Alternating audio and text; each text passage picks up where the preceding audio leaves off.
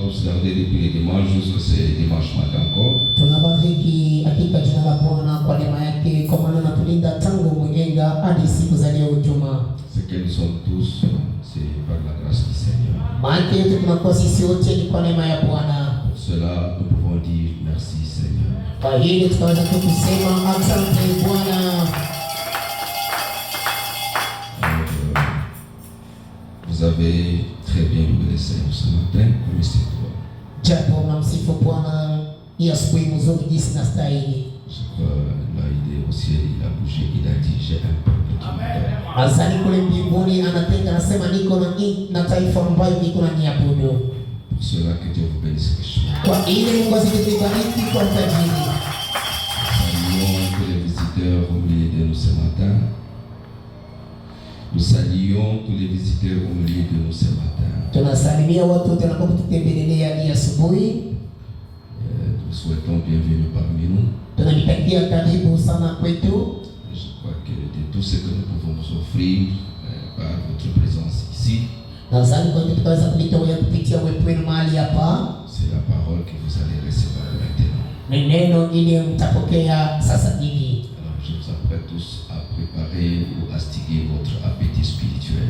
Japo na nita kutengeneza ama kwa kutengeneza njala yenu ya kiroho. Pour que vous ne puissiez pas sortir affamé, mais que vous ayez quelque chose qui puisse vous aider le reste de votre vie. Ili msitoke hapo na njala, lakini kwa kila kitu ambacho kitakapomisaidia masiku yenu tunabaki duniani. Alors sans plus tarder, nous vous supplions tous de vous lever afin de honorer la lecture de la parole. Japo bila kuona muda tunamsihi wote kwa msimamo wima ili tuzidi kutii wote usome wa neno. Nous avons notre thème que nous sommes en train de développer jusque-là, c'est toujours je restaurerai. Tuko na shina hii ambayo tuko na chimbula tena hapa sasa inakuwa paka nitarudisha jipya. Nous sommes en train de parler sur le troisième point qui est la forme existentielle de Dieu qui est confirmée, prouvée par sa vie puissante illimitée. Na tuko nasema kwa nukta ya tatu ambayo tunapanga kama umbo ya kuishi kwa Mungu ili kuhakikishwa kwa maisha yake yenye nguvu ya bila mwisho. Ou la confirmation de Dieu par ses œuvres puissantes. Au hakikisho ya Mungu kupitia matendo yake yenye nguvu. Les signes, les prodiges, les miracles, les œuvres confirment que Dieu est réellement parmi le peuple. Maalama, majabu na masajabu yanakisha kwamba Mungu iko katikati ya taifa yake. Alors, nous relisons Joël chapitre 2, le verset 25 jusqu'au 29. Japo tunasoma tena mara pili kitabu cha Yoeli sura yake ya pili aya yake 25 hadi 29. Nous lisons cela au nom du Seigneur Jésus-Christ. Tunasoma ile katika jina la Bwana Yesu Kristo. Je vous remplacerai les années qu'on dévorait la sauterelle, le gélec, le azir et le gazan, ma grande armée que j'avais envoyée contre vous. Nirudishia miaka iliyokuliwa kwa mpanjo mkubwa Gélec, Azir na Gazan, jeshi yangu kubwa ile nilimitumia. Vous mangerez et vous rassasierez et vous célébrerez le nom de l'Éternel votre Dieu qui aura fait pour vous des prodiges et mon peuple ne sera plus jamais dans la confusion. Mtakula na mtashiba, kisha mtasherehekea jina ya milele Mungu wenu ambaye atanifanyia maajabu, na taifa yangu haitakuwa katika kuchanganyikiwa. Et vous saurez que je suis au milieu d'Israël, que je suis l'Éternel votre Dieu et qu'il n'y en a point d'autre et mon peuple ne sera plus jamais dans la confusion. Na mtajua kama niko katikati ya Israeli na kwa uaminifu Mungu wenu na hakuna mwingine kama sio mimi, na taifa yangu haitakuwa katika kuchanganyikiwa. Après cela, je répandrai mon esprit sur toute chair. Na kisha hilo utamwaga roho yangu kwa kila mwili. Vos fils et vos filles prophétiseront, vos vieillards auront des songes et vos jeunes gens des visions. Watoto wanaume na mabinti wenu watatabiri, wazee wenu watakuwa na mandoto na vijana wenu watakuwa na maonyo. Même sur les serviteurs et sur les servantes, dans ces jours-là, je répandrai mon esprit. Hata kwa watumishi yangu pia na kwa vijakazi, mwingine siku ama mwingine masiku nitamwaga roho yangu. Dieu Tout-Puissant, nous te disons merci pour le souffle de vie, la force, la respiration et tous les cinq sens qui fonctionnent convenablement. Et tu nous as conduits ce matin dans ta demeure, dans cette maison qui appelle le jugement, ce terrain d'entraînement, Seigneur. Et nous sommes là pour ton honneur et pour ta gloire, pour t'entendre, ô Dieu, nous parler, et aussi pour, ô Dieu, t'apporter nos difficultés, nos problèmes, nos cas, Seigneur, ô Dieu, qui sont encore jusqu'ici résolus. Nous croyons que tu es le Tout-Puissant et le Tout-Suffisant, Seigneur. Tu es celui qui a des réponses à toutes les questions des humains. Maintenant, maintenant, oh Dieu, que nous venons une fois de plus de relire cette écriture de Joël de Seigneur, où tu as dit que tu es celui, oh Dieu, qui doit restaurer, tu es celui qui doit renouveler, tu es celui qui doit, oh Dieu, remplacer et remettre tout ce qui a été dévoré, Seigneur. Nous croyons que c'est la saison et le moment. Viens maintenant, oh Seigneur, après cette relecture, pour que tu puisses nous en donner le contexte particulier ce matin, Seigneur. Que ton onction soit vraiment au rendez-vous et que tout ce qui est de lui-même, Seigneur, soit bloqué. Accepte Père par la prédication de ta parole, que mon frère qui soit venu ici avec un cas difficile et un problème, qu'il puisse, oh Dieu, t'entendre, toi, le grand Dieu du ciel, nous parler. Afin de lui apporter la solution, quel que soit son cas, des maladies, un cas financier, un cas spirituel ou physique, Seigneur, oh Dieu, que cela puisse rencontrer une solution ici, parce que nous croyons que tu es plus que Salomon. Accepte maintenant, oh Dieu, de oindre ta parole pour nous, afin, Seigneur, quand nous sortirons ici, Père, que nous ne soyons pas des auditeurs oubliés, mais que nous puissions mettre cela en pratique. Restaure, recrée, renouvelle chacun de nous, ces peuples, cette église, mon frère et ma soeur, sur tous les plans, Père, afin que ton nom soit glorifié. Prends maintenant le contrôle et la prééminence en ces moments, Seigneur, que tout ce qui est du malin, Satan le diable, la distraction, coupure d'onction, Seigneur Jésus-Christ, oh Dieu, le voyage en esprit, de faiblesse, oh Dieu bien-aimé, tout cela est le diable peut infliger des enfants, que cela soit bouté dehors au nom de Jésus-Christ. Ouais, maintenant, c'est ça, Seigneur, que tous nous soyons sous ton contrôle et que toutes les activités du diable Satan soient hypnotisées au nom de Jésus-Christ. Commence maintenant avec nous cette partie de l'écoute et de la prédication de ta parole pour ta gloire au nom de Jésus-Christ. Amen. Amina. Veuillez vous asseoir alors que nous ajoutons une écriture dans 1 Corinthiens chapitre 12. Tafadhali mketi na pale mnaikala tunaongeza andiko moja katika Wakorintho wa kwanza. Je vais lire 1 Corinthiens chapitre 12 à partir du verset 8 et je m'arrêterai au verset 11. Tasoma Wakorintho wa kwanza mstari wa sura ya 12 kuanzia kwa mstari wa 8 mpaka kuya 11. Acceptez que je puisse commencer carrément au verset 4. Mkubali nianzie kupaka kwa mstari wa 4. Il y a diversité de dons, mais le même esprit. Kuko mazawadi mbalimbali lakini roho moja. Diversité de ministères, mais le même Seigneur. Mahuduma mbalimbali lakini Bwana mmoja. Diversité d'opérations, mais le même Dieu qui opère tout en tous. Kutumika kwa chama lakini Mungu mmoja yuko anatumika vyote katika vyote. Or, à chacun, la manifestation de l'esprit est donnée pour l'utilité commune. Japo kwa wote kionekanisho cha roho kinapelekwa juu ya kufaidikia kwa bantu wote. L'utilité commune. Kufaidikia kwa bantu wote. Merci. En effet, à l'un est donné par l'esprit une parole de sagesse. Na hivi kwa moja kunapewa kwa kiroho roho ya hekima. À un, la parole de sagesse. Misemo ya hekima. À un autre, une parole de connaissance selon le même esprit. Mwingine neno ya utambulivu mpaka na ile roho moja. À un autre, la foi par le même esprit. Kwa mwingine imani kupitia roho moja. À un autre, les dons de guérison par le même esprit. Kwa mwingine zawadi ya uponyaji kupitia roho moja. À un autre, les dons d'opérer des miracles. Kwa mwingine zawadi ya kufanya miujiza. À un autre, la prophétie. À un autre, le discernement des esprits. Kwa mwingine unabii, kwa mwingine kutenganisha na kufungua mambo yenye kufichwa. À un autre, la diversité des langues. Kwa mwingine misemo ya kuachana. À un autre, l'interprétation des langues. Kwa mwingine utafsiri wa malugha. Un seul et même esprit opère toutes ces choses. Roho moja na ya kipekee kunatumika ili vitu vyote. Le distribuant à chacun en particulier comme il le veut. Kuvigawanya kwa wote kwa kipekee jinsi anapenda. Et Dieu ajoute ses bénédictions à la lecture de sa parole. Mungu aongeze mabaraka yake kusoma wa neno. Nous avons essayé de parler de ce que Dieu devrait restaurer et nous sommes sur ce point où nous parlons des œuvres puissantes qui prouvent, qui manifestent la présence de Dieu.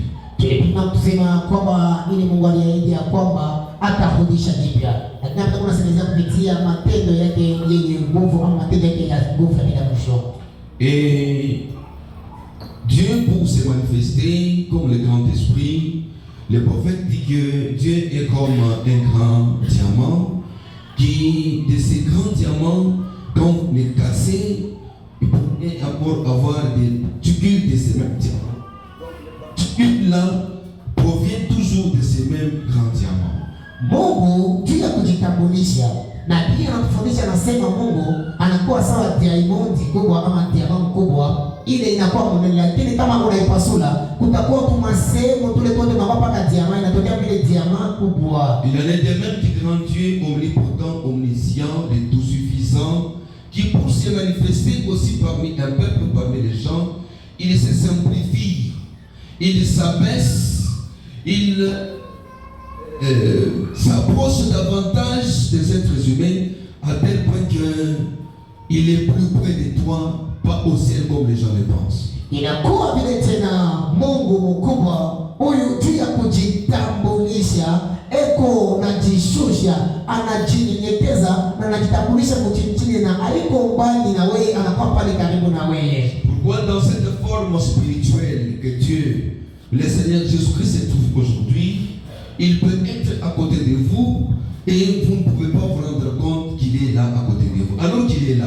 Jokomana muhimu ya kiroho ili Yesu Kristo anakuwa hapa sasa, ataweza kuwa pembeni yako na wewe aufungua sema eko pembeni yako, lakini anakia pale pembeni. Si nous voulons parler de sa forme sous des petites particules du diamant, na ili tunapenda kusema kuhusu umbo yake mfano ya tuma sehemu twa diamant tulipande lipande. Donc il est toujours le même Dieu qui s'est subdivisé, qui s'est rendu en molécules pour pouvoir bien se manifester selon que les gens le veulent pour le voir. Na anakia paka ule Mungu kubwa, lakini mwenyewe anajigawanya mtupitu tumoja tudogo ili azidi kujitambulisha. C'est le même Dieu qui distribue sa nature ou son caractère, mais se rendant plus près du peuple ou s'établissant dans son peuple sous forme de molécules ou de particules ou des atomes. Ni Mungu moya ule eko na jitambulisha kupitia maneno yake, lakini anajishusha na anajitambulisha sawa vile tumachembe ama tubitu tudogo sana kwa kutokonekana zaidi. C'est ainsi que quand nous parlons de la restauration des dons dans l'église, nous comprenons que les dons lui-même c'est Dieu, c'est le Saint-Esprit, et quand il vient dans une église, c'est pour pouvoir être dans les hommes et dans les femmes, afin de être plus près de son peuple. Na hivi ndio tuko nasemezea kuhusu kulinganishwa kwa kiroho, ya kusema zawadi yenyewe inakuwa ni Mungu kubwa mwenyewe anashuka kwa kujitambulisha kwa kanisa, ni nani ndani ya wake na ndani ya wame. C'est pourquoi mes amis, je voudrais insister sur une chose. Kwa maana marafiki, napenda kukaza kwa kitu kimoja. Même étant l'esprit, c'est pourquoi l'esprit est dans la parole, comme étant la parole, il est amour. N'allez pas vite, j'insiste là-dessus. Parce que je sais que nous sommes sur un terrain maintenant très compliqué. Si vous ne l'avez pas, vous risquez d'abondance. Zawadi yenyewe inakuwa ni roho, na roho yenyewe inakuwa ni neno. Na ndio mimi napenda mukiki pale mwezi mmoja tunafika hapo, msiende raka juu kama mnaenda mtaweza kuvurushwa. Si vous allez sans lui, vous allez courir sans message. Kama mnaenda bila yeye, itapasa mtu anakimbia lakini sio kule kunaenda. C'est là quelquefois, bon, quand les dons opèrent quelque part, et que la parole n'est pas maintenue, gardée en ordre, quelquefois ça devient une pierre d'achoppement. Pale mara nyingine unaona kama mahali kuna kwa mazawadi iko natumika, lakini neno haiko imara msingi, kwa wengine inakuwa sawa kipo ya kikwazo. Je voudrais que nous puissions bien saisir bien Paul quand il en arrive au moment où il veut parler de la diversité des dons et des opérations, il nous conseille une chose plus importante. Kwa maana napenda tuteke sikio ya kwamba Paulo wakati anafika kuifasi ya kuelezea kuhusu mazawadi mbalimbali na vionekanisho mbalimbali, anatushauri kitu kimoja muhimu. Car c'est là que nous sommes maintenant. Na ndio pale tunakia hapa sasa hivi. Il dit ceci au premier verset du chapitre 12, 1 Corinthiens là-bas. Anasema hivi kwa Korinto wa kwanza 12 aya yake ya kwanza. Pour ce qui concerne les dons spirituels, kwa ile inaangalisha mazawadi ya kiroho, je ne veux pas, frère, que vous soyez dans l'ignorance. Nisipende bandugu mkuye kutokujua. Vous savez que lorsque vous étiez païens, mnajua sema wakati mlikuwa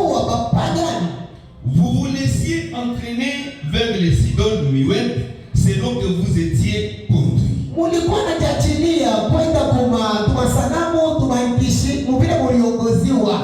C'est que bon, avant de venir à ce message, afin de rencontrer Christ, nous avions été conduits par des coutumes, des traditions. Nous allions vers les Oyabakrishi, vers les Kambois, nous allions vers les coutumes et les traditions. Nous allions, chacun suivait sa propre voie ou ses coutumes, ses traditions. Alors, à des fois, on allait vers les idoles sans se rendre compte et chacun suivait sa voie comme cela. Hivi inakuwa si pale tulikuwa tumia pale kwa magharibi pale ninja mnaamini ujumbe mlikuwa nenda umabiki seda na bibi ya makabila unaenda kule kwanza unabakishi makama mdivino na masaa ile tukaanza kwenda kwa sanamu atujui. Maintenant que nous sommes venus à Christ, c'est pourquoi je vous déclare que personne s'il parle par l'Esprit de Dieu ne dit Jésus est anathème. Et que personne ne peut dire Jésus est le Seigneur si ce n'est pas le Saint-Esprit. Quand vous allez vouloir parler dans ce domaine où nous sommes, sachez que vous devez parler au nom de Jésus. C'est pourquoi même quand il y a une prophétie qui est donnée, on dit ainsi dit le Seigneur. Qui est le Seigneur? C'est le Jéhovah Dieu de l'Ancien Testament. C'est Jésus-Christ dans le Nouveau. Il y a le Saint-Esprit maintenant. Alors lorsqu'il y a une prophétie, il y a un message, alors ce message doit venir de Jésus. Si vous le dites vous-même sans que ce ne soit pas le Saint-Esprit, alors vous êtes maudit. Est-ce que quelqu'un peut dire amen? La Bible dit. C'est pourquoi je vous déclare que personne s'il parle par l'Esprit de Dieu ne dit Jésus est anathème. Et que personne ne peut dire Jésus est le Seigneur si ce n'est pas le Saint-Esprit. Donc si vous allez parler sans que ça soit par Jésus, par le Saint-Esprit, en quelque sorte vous êtes énorgueilleux, imprétentieux. Et à cause de la prétention de ton orgueil, vous vous attirez des malédictions. Et il y en a qui disent que je parle par Jésus, mais qui ne connaissent pas, qui n'ont pas fait l'expérience avec lui. Comment peuvent-ils le dire? Parce qu'on lui a instruit, on l'a enseigné. C'est pourquoi nous devons faire attention. Nous devons savoir que quand la chose vient, ça vient de Dieu. Ne forcez pas des choses pour dire j'ai un don ou nous avons des dons, alors que c'est vous-même que vous efforcez. Par contre, vous vous attirez des malédictions et vous attirez des ennuis.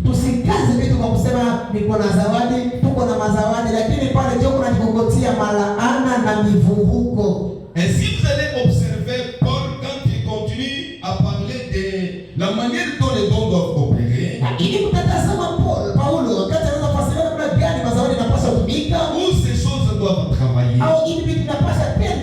il comprend le fonctionnement des divers dons dans le corps comme le fonctionnement des membres du corps. Alors,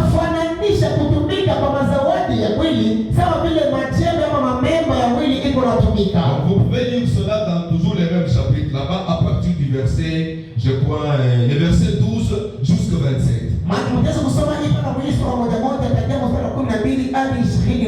C'est là que Paul commence à comparer la manière d'opérer des divers dons dans l'église ou dans les corps, comment fonctionnent les membres du corps. kanisa sawa vile mwili inatumikaka. Et sur l'école, tous les membres ne sont pas uniformes, ne sont pas tous de la même taille, de la même dimension ou de la même valeur. Mais au moins chaque membre a son importance sur le corps. Na hivi kwa mwili sio ya kwamba memba yote inakuwa ya kufanana ama urefu mmoja ama unene mmoja ama na bei moja, hapana. Lakini kila memba inakuwa mpaka na yayo kazi. Amen. Donc chaque membre a au moins un rôle qu'il doit jouer. Memba yote zinakuwa na kazi na pasha tumika. Alors ces membres doivent collaborer, doivent coopérer. Japo ile memba inapaswa kuwa uhusiano. C'est pourquoi Dieu, quand il veut se manifester, lui-même étant le seul Seigneur, il n'est pas divisé. Il est l'unique Dieu, le même esprit, mais qui opère de manière différente, ça et là, selon sa diversité. C'est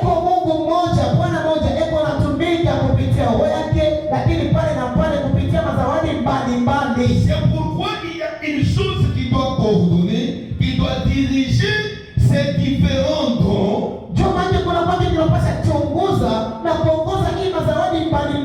Parce que nous pouvons les aspirer, les désirer ardemment. Tous ces différents dons doivent être coordonnés par l'amour. Pas par la haine. Parce qu'il y a des choses qui se font au jour d'aujourd'hui. Vous voyez tout simplement les gens qui disent que nous avons Dieu qui opère chez nous. Alors il y a des gens qui vont là-bas, qui voient les pasteurs, ou c'est lui qui dirige la maison des dons. Il lui dit, voyez cette famille-là, cette soeur-là, il a un problème comme ça, il a comme ça, comme ça. Alors il faudrait par les vases, comme ça il prophétise. Alors nous allons dire Dieu a dit, alors que ce n'est pas Dieu qui a dit. Tout ça par quoi? Par la haine.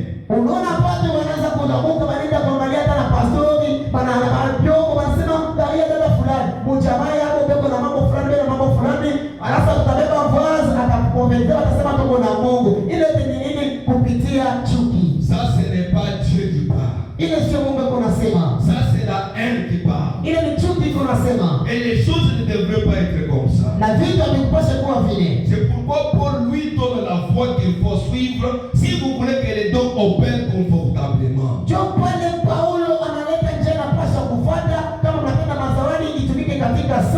Il est dit dans le même chapitre au dernier verset 31. Qu'est-ce qu'il dit? C'est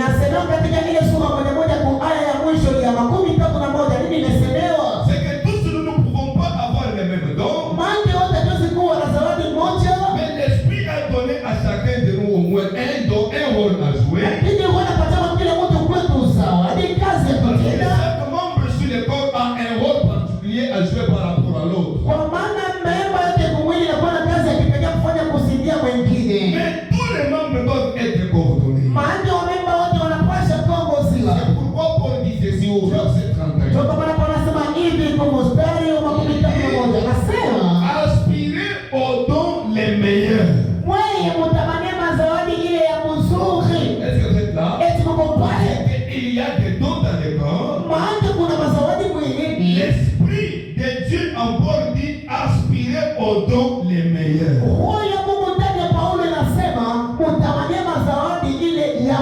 Cela ne signifie pas qu'il y a des mauvais dons, non. Parce que vous savez, dans la qualification de ce qui est bon, il y a ce qui n'est pas mauvais. Il y a ce qui est bon, ce qui est très bon, ce qui est meilleur, et ce qui est sublime. Tout c'est bon, mais leur bonté ou leur manière, leur visage ou leur utilité diffèrent l'un à l'autre. Est-ce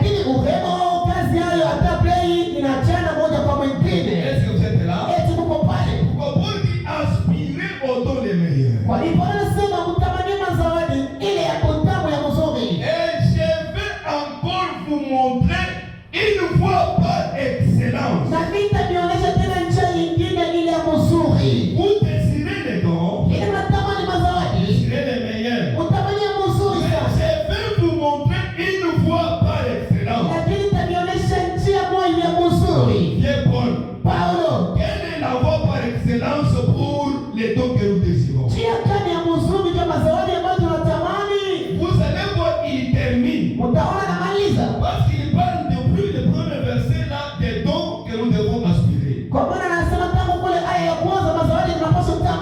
Quand il ouvre le chapitre 13, wakati anafungua sura ya 13, on commence à nous montrer la voie par excellence que nous devons accéder à cet homme. Paulo anazotonesha njia ya thamani tunapaswa kupitia kule mazawadi. C'est là qu'il commence à parler de la charité ou de l'amour. Ni pale anaanza kusema kuhusu mapendo.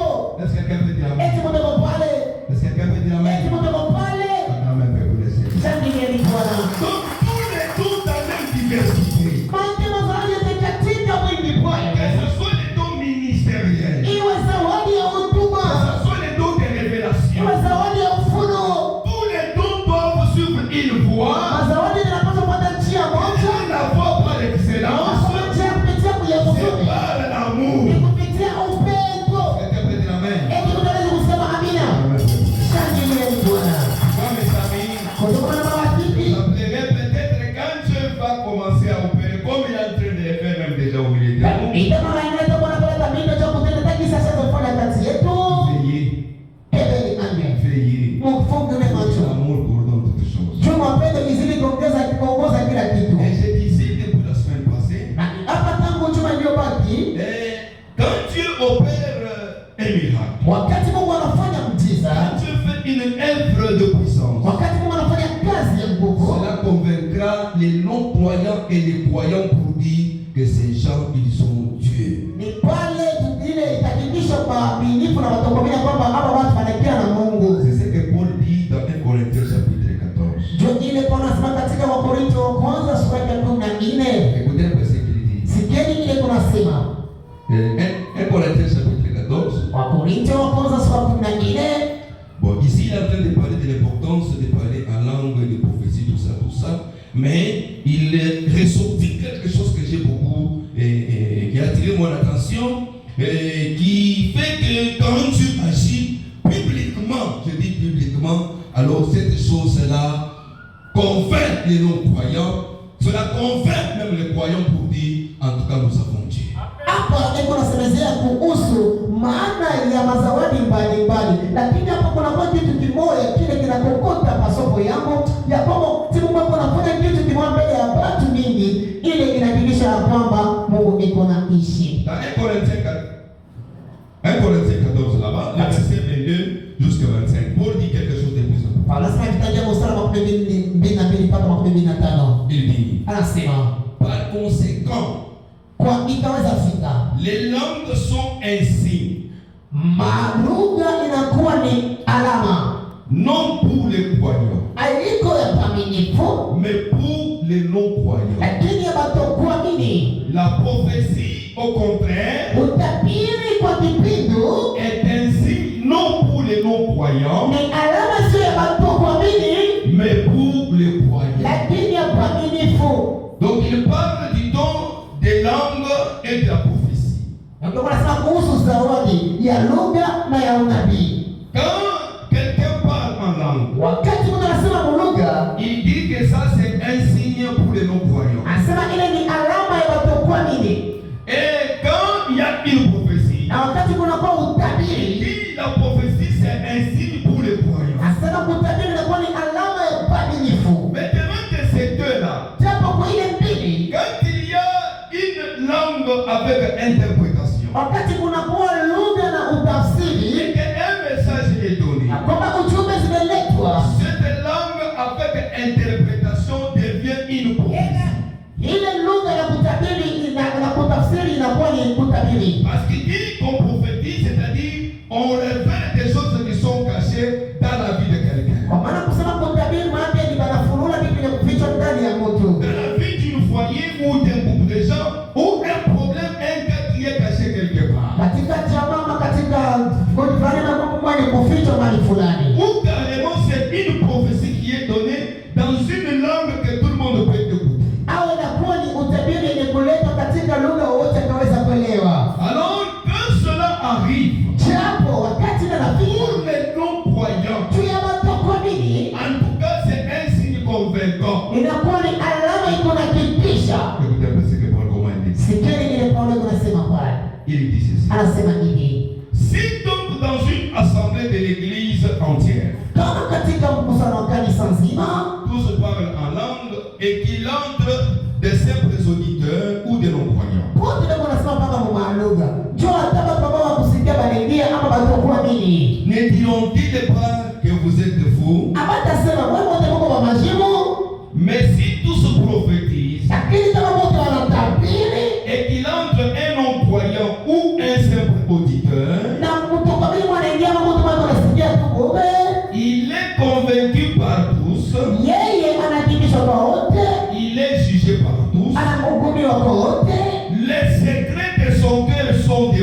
révélé de telle sorte que masiri ya moyo wake inafunuliwa, unaona ya kwamba tombant sur sa face, atainama, il adorera Dieu na atabudu Mungu, et publiera que Dieu est réellement au milieu de vous. na atenda kutangaza sema hakika Mungu ako kati yenu. Un non-croyant vient Mtu kawaida anakuja, et que Dieu saisit un frère ou une sœur, Mungu anashika ndugu wa madada, commence à lui révéler des choses qui sont arrivées dans sa vie. anaanza kufunulia vitu vinafika maishani Quels mwake. sont des péchés qu'il a commis? Mara nyingine dhambi alitenda, Ce sont des problèmes par lesquels il est passé, mara nyingine mambo yalipitiamo, ou des choses qui doivent arriver. vitu vinapaswa fika, Et la personne étant convaincue que je suis passé par ça, par ça, par ça, par ça, na mtu mwenye kuhakikisha kwamba nimepita pa hii pa hii na pa hii, quelqu'un de non-croyant, mtu kuamini, et que Dieu lui révèle des choses cachées dans na sa Mungu vie, anamfunulia vitu vya kuficha maishani mwake sans commentaire, bila kuzidisha. la personne sera convaincue. Mungu atahakikisha, Elle dira, atasema ça c'est Dieu qui m'a parlé. huyu ni Mungu anasemezana na mie, Et la Bible dit, na Biblia inasema il publiera cela. atatangaza ile, Il va faire la publicité de Dieu qu'il a rencontré au milieu de vous. atenda kutangaza kuhusu Mungu anakuta kati yenu. Est-ce que quelqu'un peut dire amen? Eti mtaweza kusema amina? Vous comprenez que nous sommes appelés à avoir ces choses au milieu de nous. Unaenda sema mwanake, tunaitwa kwa kuwa na hivi vitu kati yetu. Et j'avais insisté, mes frères et sœurs, Na nilikaza wandugu wa dada depuis la semaine passée, tangu juma iliyobaki, pour dire que même s'il y a ces désordres ou ces toyou partout, ya kwamba hata kunakuwa ile potopoto na uvurugo mali pote, il y a un Dieu réel et qui agit dans sa puissance. kuna Mungu mkweli na yeye anatenda katika nguvu zake. Nous ne pouvons pas nier ça. Hatuwezi kukataa ile. Nous devons être disposés, aspirer à ces choses pour voir Dieu agir au milieu de nous. Lakini tunapaswa kuwa tayari kutamani ile vitu ili Mungu atende kati yetu. Est-ce que quelqu'un peut dire amen? Eti mtu anaweza kusema amina? Shangilia Yesu kwa Bwana. Pourquoi je veux parler de ces fruits ou de cette forme de Dieu qui se manifeste par des petits dons, par des petits vases? Ndio kwa maana nitasema kupitia tunda ama hiyo umbo ya kuonekanisha ya Mungu iko najionekanisha kupitia mazawadi kidogo, mavyombo kidogo. Amen. Amen. Amen. Shangilia Bwana. Et quand vous lisez dans 1 Corinthiens, où nous venons de lire là-bas, 12, les versets 8 jusqu'au 11, Na wakati unasoma katika ile wa Korinto mpaka kusoma sura ya 12 mstari wa 11 mpaka 12, vous allez voir qu'il est parlé des 9 dons spirituels. mtaona kama imesemezewa kuhusu mazawadi 9 ya kiroho. Et j'attire l'attention de chacun de nous ici. Anakukota ange kila mtu hapa. Parce que ceux qui étaient avec nous ce vendredi, nous avions prié pour dire, Seigneur, révèle-moi ce que tu as caché à moi parce que tu m'as enrôlé dans ton armée. Kwa maana wale walikuwa kwa mkazetano tuliomba tukasema, Bwana lamusha, fufua, tia moyo kupile peko ndani yangu, kwa maana unanindisha katika jeshi yako. Parce qu'à chacun de nous ici, il y a toujours quelque chose que Dieu avait mis avant la fondation du monde. Kwa maana kwa kila mtu kati hapa kuna kwamba kitu Mungu alitia ndani yenu kabla msingi wa dunia. Dieu ne peut pas vous enrôler dans son armée, vous donner sa tenue pour que vous puissiez simplement parler ou jouer avec. Non, tu as un rôle, tu as un travail à faire dans le royaume. Mungu asiwezi tu kumwindisha tu mfalme wake, anakupatia matendo tu hata kama kugunguluka na kuzunguluka. Hapana, una kazi ya kutimiza kwa mfalme. Je vais dire à quelqu'un, Napenda kuelezea mtu mmoja, l'esprit de Dieu n'est pas un esprit oisif. roho ya Mungu haina roho ya malofa watu pasipo kutumika, Mais l'esprit de Dieu, c'est un esprit qui est toujours au travail. lakini roho ya Mungu ni paka roho ya kuona kila siku kazini. Amen. Amen. Il vous poussera toujours à faire quelque chose. Atanisukuma pale kwa kufanya kitu fulani, Parce qu'il s'agit de la puissance. kwa maana inakuwa ni uwezo, Il s'agit de l'énergie. inakuwa ni nguvu. Peut-être quelqu'un ne comprend pas bien. Mara nyingine mtu mmoja asielewe vyema. Vous savez, lorsque quelqu'un peut prendre par exemple ce que vous vendez de l'autre côté, l'énergie. Moi, je préfère prendre du café. Unajua mara nyingine mtu anakunywa ile wanauzisha huu ngambo hii energy, lakini mimi napenda kutumia kafe. Quand vous prenez ça, wakati mnaibeba mnakunya, vous pouvez être assis là-bas, fatigué, épuisé, mais juste après quelques minutes. utakuwa pale mwenye kuikala mwenye kutoka kisha tu kuikunya baadaye na dakika. Comme nous l'avions dit cette fois-là, peut-être même s'il fait très très froid, vous allez voir et vous suivez un peu là-bas. Ndio tunasema mara inasema hata kama kuna kwamba baridi utaona kajasho kanatoka hapa juu. Mais quand vous prenez simplement quelque chose de stimulant, quelques instants après, ça doit vous motiver, ça doit vous stimuler, vous pousser à faire toujours quelque chose. Lakini ukikuja tu kitu kimoja kuchamusha, kile kitakusukuma mpaka kufanya kitu fulani. Et vous devez le faire. Na mnapaswa kufanya. Peut-être quand vous vous mettrez à faire cela, mara nyingine kwa mtaanza kufanya, vous allez oublier peut-être même les notions de temps. Utasahau na saa. Vous allez le faire à tel point que quelqu'un dit mais tu ne vois pas qu'il fait faux. On peut dire que vous êtes ivre. C'est vrai, c'est une ivresse. Utaanza kufanya na watu wasema aona sema jua iko hapo wewe ushakolewa ndio ni bulevi. Il en est de même dans l'esprit de Dieu qui est la puissance qui vient sur une personne. Cette puissance ne peut pas vous laisser oisif. Inakuwa vile na roho ya Mungu inakuwa uwezo. Na ile uwezo ndio tunashuka maji unakuwa haitakuacha mlova. Est-ce que quelqu'un peut dire amen? Eti mtu anaweza kusema amina. Acclamez pour le Seigneur. Chacun est Dieu Bwana. Comble des malheurs.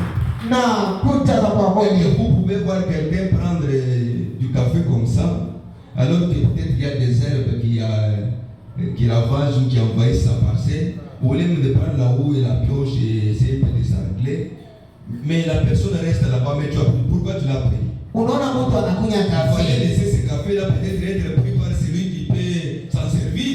Unakunya kafe. Kisha unamjua kama mwenye migale ni mayani kwa pale. Aubebe ni njembe, ni mpiki, uhime lakini tena ukunya ile kafe. Pasa kwa chole mtu mwingine anapasha ikunya atumike. C'est comme ça avec Dieu. Njoo vile na Mungu. Quand il envoie sa puissance, Wakati anatuma uwezo wake. il vous la donne. Wakati ananipatia yeye. Elle-même vous contrôle. Peke yake na mitungu. Elle-même vous motive. Peke yake ina mitungu. Elle-même vous pousse à faire quelque chose. Peke yake na misukuma kwa kufanya kitu Et fulani. vous devez le faire. Na mnapaswa ifanya. Amen. Amen.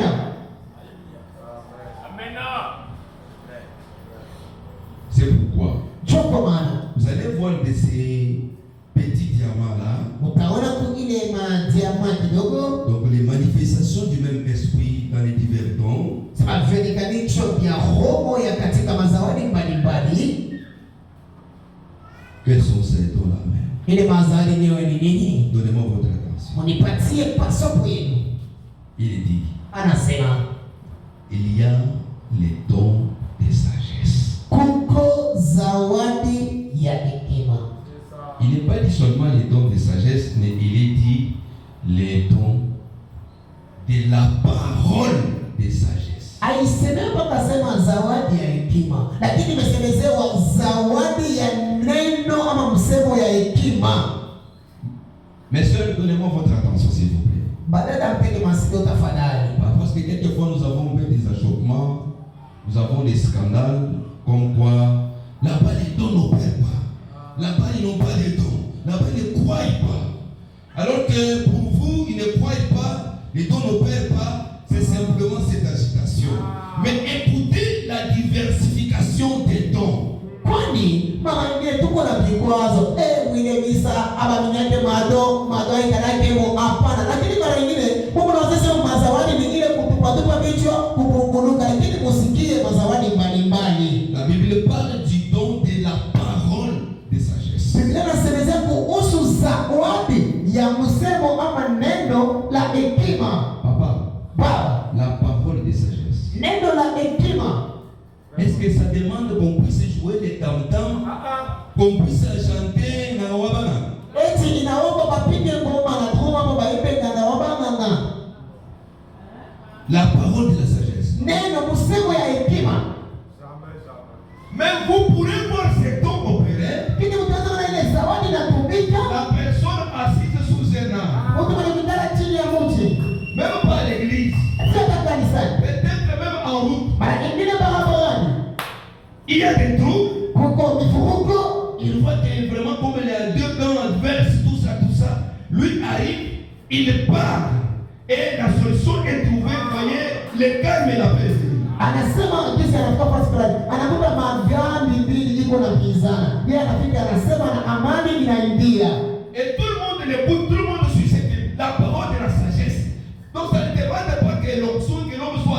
Mais c'est un don. Na watu wote kama nasema banamusikia. Ile haitaomba kwa kutingiza ama nini, hapana, ni zawadi. Mais si vous attendez que l'homme s'agite qui tombe pour commencer à faire ça, ça c'est autre chose. Lakini mkichunge mtu avunguluke maweko kuchafu, ile ni kitu kingine. Cette parole de sagesse, cet don peut être donné à un homme ou à une femme. D'ailleurs, je vais dire que c'est un don qui est plus répandu parmi les enfants de Dieu, dans nos familles la biologique. Remarquez, si tu es chrétien, tu deviens la référence, un Joseph de votre famille. Tout ce que tu dis, ta famille dit, lui, même si tu n'as pas parlé, on dit, lui n'a pas encore parlé. Lakini napenda kusema ile zawadi, ile msemo ya hekima ni zawadi Mungu anapatia kwa wote, lakini zaidi katika Wakristo. Mwangalie hata majamaa yenu ile kunatokea. Utaona kama kwa Mkristo, utasema sasa yashi yasema.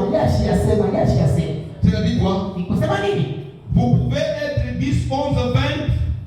Tout le monde peut parler. Peut-être ce jour-là, vous êtes poussé, on dit à ne pas parler. On dit, mais pourquoi toi tu n'as pas parlé?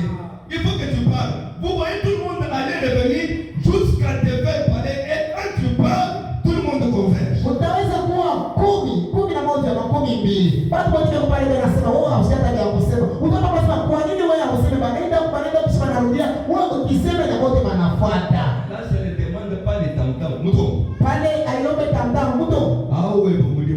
Pale kazi yako. Ah, peut-être pas les évangéliques du Boulas. Papa maneno ya wale wanaongologa. Quand quoi oui, Ile tu as est-ce que nous sommes là? Et tu peux pas. Ne nous traitez pas que bon, nous les croyons. D'ailleurs, nous en avons des diversités. Si on fait dans le calme et dans la tranquillité, dans l'ordre. Musiseme tuaminie ya kwanza mbele tuko nayo, tena tunavyoamini niko natumika katika kimya, katika upole.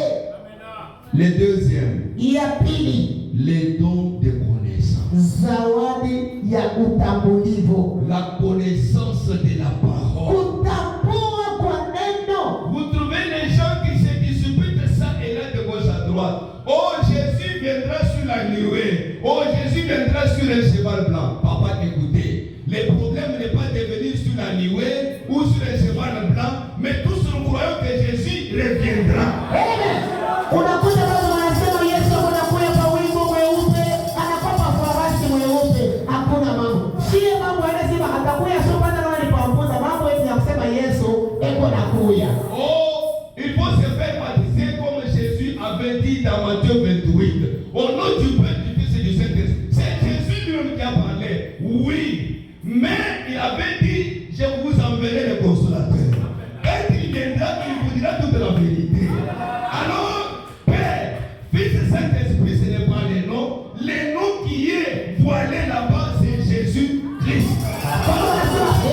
Inapaswa kubadilishwa katika vile Mathayo 12:8 nasema mjina la Baba, Mwana na mshirika wa Mtakatifu. Lakini alisema sitaniacha mayatima, nitamtulia mfariji. Na wakati mfariji anasema jina ya Yesu sio Baba, Mwana na Mtakatifu, lakini ile jina naficha mule ni Yesu Kristo. La connaissance exacte de la parole. Kutambua hakika kwa neno. C'est comme par exemple un élève. Inakuwa kwa mfano mwanafunzi. L'enseignant écrit 1. Mwalimu anaandika 1. C'est égal à combien? Kuchanga na 1 ni ngapi? Maintenant l'élève dit. Asa mwalimu anasema 1 plus 1 égale 1 plus 1. 1 na 1 ni kusema 1 na 1. Est-ce qu'il a répondu à la question? Baba eti anajibu swali? Il n'a pas répondu. Asijibu. Un élève intelligent. Mtoto mwenye akili Il sait que quand on fait 1 plus 1. anajua tufanye 1 kuchanga na 1. Égale combien? Ni ngapi? 1, 2. Et on appelle la réponse ou les résultats. Na mimi wanasema jibu ama matokeo. Là on dit l'élève est intelligent, il connaît. Wakati nasema mwanafunzi kwa akili maana anajua. Est-ce que vous êtes là? Eti mko pale. Papa, akabeni bilongo momato. Baba ila iombe tubuku. Akabeni bilongo momato. Ila iombe ngoma. Il y a des gens ici. Kuna watu hapa. Qui après la réunion d'aujourd'hui, Wakisha mkusanyiko wa leo.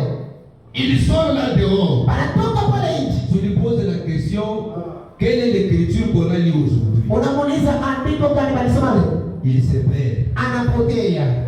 Mais il y a quelqu'un ici. Ndio kuna mtu On hapa. peut vous dire le sujet des mois antérieurs et même les écritures, les citations qui ont été lues les mois antérieurs. Hatuwezi kukuambia kishile cha mwenye mwezi lotia tena mabiote balisomaka. Peut-être il n'a pas de notes. Lakini asikuandike. Des notes sur le papier. Asikuandike kwa makabuku.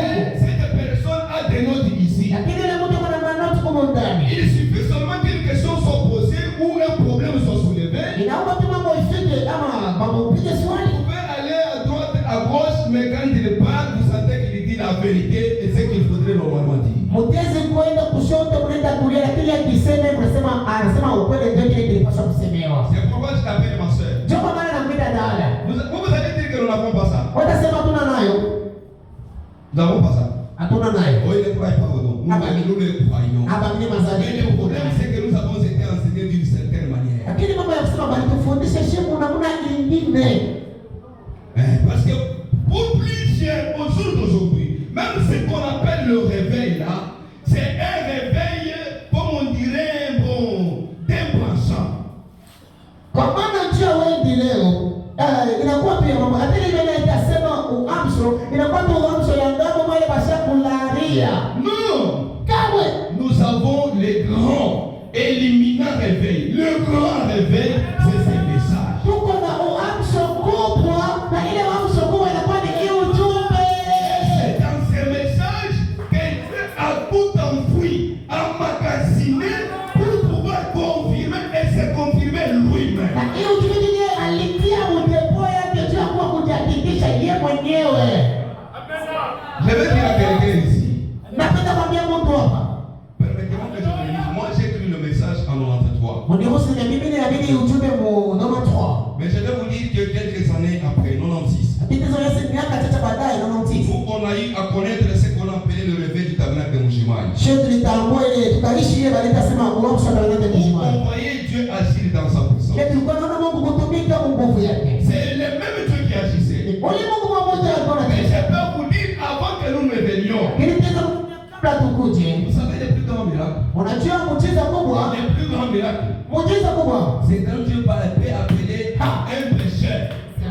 Ni wakati mmoja utamtenda dhambi. Il appelle un pécheur invétéré. Mungu anatosha mtu mwa mzambi wasio kushika ya Mungu. Un fils ou une fille de Dieu. Na anamubadilisha na kuwa mwana wa kike na wa kiume wa Mungu. C'est ce que ce message a fait des hommes et des femmes aujourd'hui. Kwa ile ujumbe nafanya watu leo. Endo, Nous les avons vus. tuliona. Des gens qui étaient liés par des coutumes, par des poissons, par des tutelles, par des fétiches. Watu wenye kufungwa kwa bisela, makabila, kabodo na kufuta na madawa. Voir ces messages et cette parole et convaincre les autres qu'ils ont cru parce qu'un changement était concret, palpable et vécu. Kwa nini ujumbe hii na Baba anaenda kuhakikisha pengine sababu ya kweli kwa nini tu kulikuwa matokeo ya kupapasa. Est-ce que vous êtes là? Eti Mungu hapo On a connu ce que nous avions appelé autrefois le réveil. tukatambua ile balita mara nyingine uamsho. Et cela, c'est pas en 2000, peut-être 4 ou 6, avec ce que vous appelez aujourd'hui. Permettez-moi que je le dise, le réveil de Kamouche. Na ile sio kama ni modeli kama ndio sisi leo mnaita leo. Uniruhusu mbele niseme uamsho ya kukamwesha. Où était Kamouche à cette époque-là? Kamwesha ilikuwa wapi? Il faut aujourd'hui nous parler du réveil de Kamouche. Kama penda kutokea uamsho wa kamwesha. Nous vous disons, Tunamwambia depuis que le message est venu au prophète, kama ujumbe ilikuwa kwa nabii. c'est ce qui a suscité les grands réveils universels. Ndio inalauza uamsho kwa ni kutokea kwa dunia mzima. La promesse de Dieu, Ni ahadi ya Mungu. ce qui devrait retourner sa puissance dans l'église. Sema alipaswa kurudisha nguvu yake Ce kwa qui kanisa. devrait répandre son esprit dans Maana l'église. alipaswa kumwaga roho yake kanisani. Et même Dieu, Mungu mmoja subdivisant, akajigawanya rapprochant de son peuple. kusogea karibu na taifa yake. Amen. Sema. Oui, frère. Sio ndugu. C'est pourquoi ne nous mettez pas au mur pour dire non, il ne croit pas au don. Mais vous voulez qu'on croit au don de la manière que vous... Non, nous les croyons jusqu'à mourir. Sio kwa maana usikose hapo unatufifia Mungu namo hivi asema abaaminie mazawadi. Unapenda kuamini mwingine kuna mambo unayojua. Tuko na yamini tena kufa. Plutôt au Père, non? Maza wanitumike. La sagesse est là. Hekima iko La hapo. connaissance est là. Utambulifu iko hapo. La Bible continue. Biblia inasoma. Il parle du don de la foi. Sema kuhusu zawadi ya imani. Ce matin, je parlais avec un frère Nikasema sikuwa ndugu moja. qui m'a appelé une fois. Il m'a dit, pasteur, j'ai une situation dont je ne retrouve pas. Il faut que tu dises quand même à ton Dieu, parce que je suis en droit de revenir dans mon job. Nikasema pastor, niko na mambo ile napenda Mungu akwafanye mpaka mseme kitu kwa maana niko na nia ya kurudia kazi yangu. Le frère m'a dit, si toi tu pries, je sais que ça va arriver. Ndugu akasema wewe kama unaomba mimi nasema itafika. J'ai regardé au frère. Il avait dit une parole qui m'avait beaucoup plus touché. Alisema msemo alinigusa sana. Pasteur, Sasa pastor, ce que je fais là, na kama kweli niko nafanya Dieu ça part. Mungu kama anaenda kitu ipande. Pourquoi les choses sont comme elles sont maintenant là? Jana kitu kinakuwa kisi kinakuwa Moi, sasa. je veux que ça revienne plus qu'auparavant. Mimi napenda viko kushindana kumpele. J'ai dit frère, Nasema tu, croyez comme tu le souhaites, ça doit revenir. mimi ndio nataka fika tena zaidi. J'ai prié, Naomba de faire repartir. ndugu anaenda. C'était la semaine antérieure. Niko tuma ile batia. Et cette semaine ici, Hii tuma les choses ont repris. vitu vinaanzurula. Mais c'est quoi? Nini Il y nini? a un don de la foi. Zawadi ya Quelqu'un kuamini. qui peut croire dans la prière d'un mortel. Mtu ataweza kuamini kwa maombi ya mtu wa kifo. On dit des choses à Dieu et Dieu exécute. Tunaambia Mungu pite na Mungu Et anatenda. la personne croit la chose arrive. Na Mungu anaamini kitu kinafika. Mais dites-vous que c'est Unasema ni nini? la foi. Ni imani. Parce que je vais dire à quelqu'un ici. Kwa maana napenda kuelezea mtu. Même si Jésus ressuscite des morts aujourd'hui. Hata hivi akifufuke kubafu. Même si le prophète Branham ressuscite des morts aujourd'hui. Hata na mimi Bwana anafufua wafu leo. Ils offrent la prière pour toi. Na wanakuombea. Et ils prêchent comme je prêche ici. Wanahubiri jinsi nahubiri Si hapa. vous n'avez pas la foi, Kama una na si imani, vous ne croyez pas, kama uaminie, rien n'arrivera. hakuna kitakapofika. Je vais encore dire quelqu'un. Napenda tena kuambia mtu mmoja. Ça, Ili ne demande pas les cantants. aiombe tena ngoma. C'est comme je me sens un peu révolté dans ces choses-là de... Papa, ces choses-là arrivent seulement quand on commence à... Iko na kikokola tena. J'ai suivi un pasteur qui a fait une déclaration peut-être quelquefois, qui a chopé aussi plusieurs. Nous avons tout simplement transplanté nos coutumes, nos traditions qui manquent ici là-bas. Nous les avons transplantés dans le message pour dire c'est ça Dieu. Sema mimi sikia tena pastori mwana yeye, alisema kile mwana yeye kilikuwa sababu akasema, "Iko sasa tunapaswa tu ile system yetu ya kunukanuka mamoto na mazoro bakishi, tunaileta hapo tunasema njoo Mungu." Chez nous là, vous allez trouver dans d'autres parcelles où il y a les couscous, les camps. À l'Occident là-bas, vous allez trouver les tchoulottes. Vous allez encore quelque part là-bas, vous trouvez, ils ont les moulins. Et peut-être chaque mois, ou quand la lune s'élève là-bas, bon, les Toumba, les Bameloula, les jumeaux, il y a toutes les cérémonies. On doit chercher les Bameloula. Alors quand on tape les mettre dans les tam-tams, il y a aussi des Madimba là-bas. Vous voyez les messages. Vous avez transplanté ça dans le message pour appeler ça le réveil. Inakuwa kule kwetu kule. C'est quoi ça? Si tulikuwa naona, utaona mpango mmoja unakuya kinguti kwa fulani, unaenda mwingine unakuta mambo ile wanaita choshe. Kwingine unakuta wanaita muchi ya ntombogo ama muchi ya mulemba. Maana sasa wanatosha ile vitu kama wanasema mweshi inaingia, wanaita bantumba, wanaita bakapinga bademu, sasa kucheza kama mamimba iko pale na bana bitosha vile, banabileta tena mjumbe wanasema choka eveyo. À des moments là, vous voyez, on prend des l'argile, le yépan. On applique là-bas, on prend un peu les charbons noirs, on applique aussi. On prend des kakoulas, on applique. On prend des billes en bas, on porte. Et on doit marcher comme ça pour aller. On dit ça, ce sont des conduites. C'est quoi ça? Ça, c'est diabolique. Unaona pale banabeba banapakala mbele mambeba kama vile ukapekunda huko banapakala vyeusi banakwenda na mansa banaanza kutembea pale wache mbele na nasema ile ni nini? Ni ya shetani vile. Moi, j'ai ma belle-sœur. Mimi niko na shemeji wangu. L'épouse de mon grand frère. Bibi yake ya kaka yangu. Elle est jumelle. Yeye ni mpundu. Avec sa jumelle, comme tous les sont des jumelles. Na mpundu wake vile kote ni wa mpundu. Il vit à l'âge de 15 ans. Bakwani ilikuwa ni miaka On doit la faire porter une jupette comme ça. Et on doit la mettre des pembalapa, on doit l'appliquer des soins, même les sangs de coq ici. Elle va se promener, aller au marché. Et tout ça dans une foule de gens, de femmes, on dit elle ne doit pas te pétiner. Si elle te pétine, alors tout est dérangé, tu deviens folle.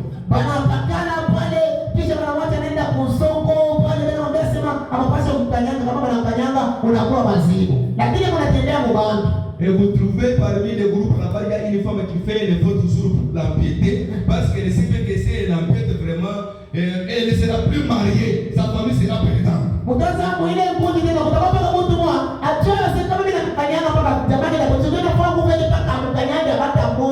J'appelle un frère et une soeur ici. Ne pas avoir l'image d'un réveil comme ça.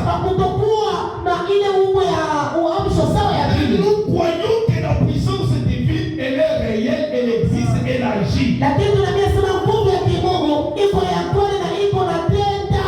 elle produit des résultats probants.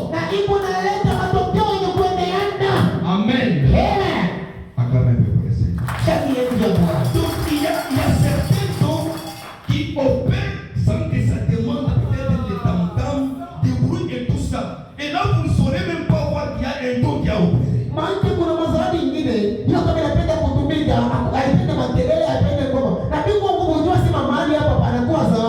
Écoutez, est-ce que je peux continuer? Est-ce que je peux continuer? J'ai parlé du don de la foi. Ce n'est pas le temps d'entrer en détail, parce que si j'entre en détail pour chaque don, je crois que nous allons faire même une année. Ici, la Bible parle de 9 dons. Mais moi, je vais vous dire, il n'y en a pas seulement 9, il y en a plusieurs. Et le prophète messager aujourd'hui, qui a la connaissance de la parole aujourd'hui, il appelle ces autres dons qui ne sont pas énumérés par Paul, il les appelle des talents. Ya kwamba kunakuwa mazawadi. Sina nasaa kusema mimi naweza kwanza kusema hapa. Jini Biblia inasema iko 9, lakini haiko 9, inakuwa mengi sana. Na nabii mkubwa wa kizazi cha mwisho anasema hii mazawadi nyingine haiko kwa Biblia inaandikiwa, ile inakuwa ni mustahili ama matalenti. Je veux dire quelque chose là. Peka kusema kitu kimoja hapa. Paul a parlé d'un don, mais peut-être vous n'avez pas fait attention. Paulo anasema kuhusu zawadi moja ile pale akukele anje. Il parle de chanter. Mais parmi les 9 dons, il n'y a pas de don de chanter. Paul a parlé. Parce que si on parle aujourd'hui de David, il est celui qui a été inspiré, il a fait les psaumes. Est-ce que vous êtes là? Chanter. Chanter amène la victoire. Mais attire la présence de Dieu. Et cela fait fuir même les démons. Amen. C'est là que j'ai toujours dit quelquefois à des gens, frère, peut-être quand vous voulez prier là, bon, n'allez pas vite de la prière, oui, il faut prier, mais si vous commencez par les taxis, vous entonnez les premiers cantiques, les deuxièmes, les troisièmes, peut-être au troisième, quatrième, vous allez voir l'atmosphère changer. Et là, les esprits savent qu'il y a maintenant une présence.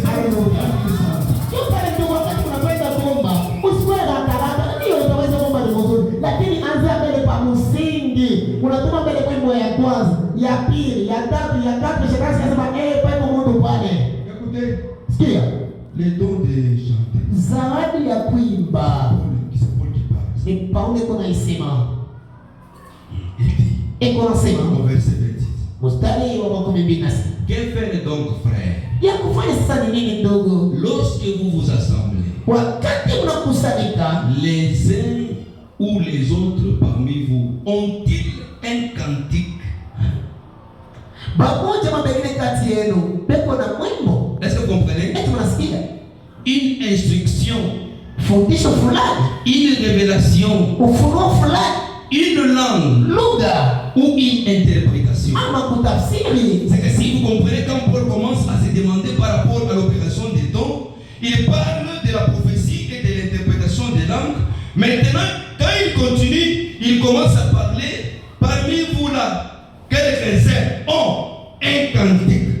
Mnaona Paulo wakati anafasiria kuhusu mazawadi anasema je, malugha tafsiri malugha na tafsiri. Lakini pale anaanza kusema eti mtu kati yenu ni kwa na mwimbo. Mais parmi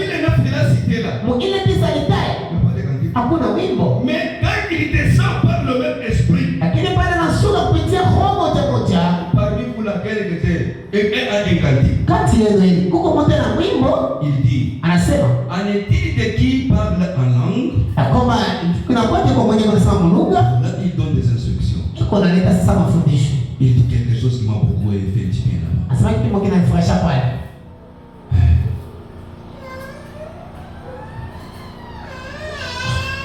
Je n'avais pas préparé ça, mais je sais que il en parle dans les termes où les cantiques fait partie des dons de Dieu. Sikutengeneze, lakini kuna sema kuhusu pale mimbo inakuwa ni zawadi ya Mungu. Laissez-moi d'abord continuer avec la lecture, peut-être j'arriverai. En est-il de qui parle en langue et deux ou trois parlent, chacun à son tour et quelqu'un interprète. Kwa vile kwa kwamba bawili ama batatu bego nasema kisha kila mtu anatoka yake wakati na mwingine anatafsiri.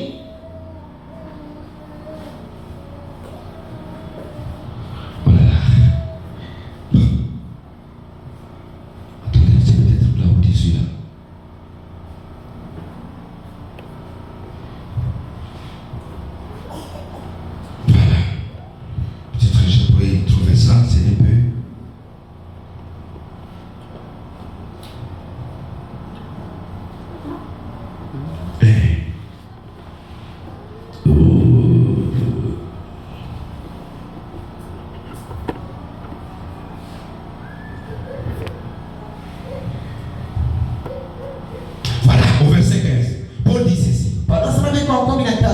Que faire? Je prierai par l'esprit, mais je prierai aussi avec intelligence. Il dit, je chanterai par l'esprit, mais je chanterai aussi avec l'intelligence. L'esprit descend. Mais ouais pour chanter. Chanter là, je chante par l'esprit. Pousser par l'esprit. C'est le don de Dieu. Est-ce que vous êtes là? Mes amis, c'est que Dieu opère de plusieurs manières. Nous ne devons pas seulement nous limiter à la manière dont nous avons été enseignés, mais effectivement de le dire d'une manière un peu qui n'est pas vraiment équilibrée.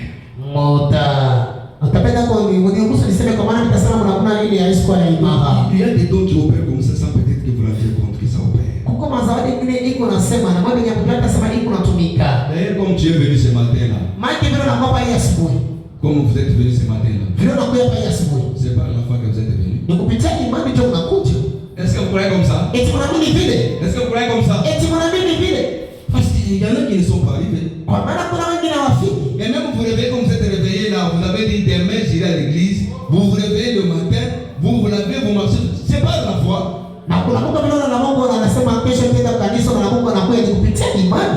Il y a les dons de la guérison. Il y a aussi les dons des miracles. Ici, je vais un peu parler de la différenciation entre les dons de guérison et les dons de miracles.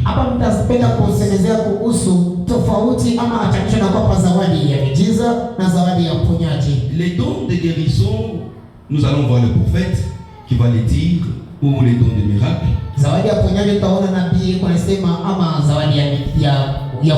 Et même l'interprétation des langues, même des prophéties. Il dit, par rapport à ces dons de guérison, la guérison s'opère avec la foi. Vous êtes malade, et la Bible dit, vous imposerez les mains aux malades et les malades seront guéris.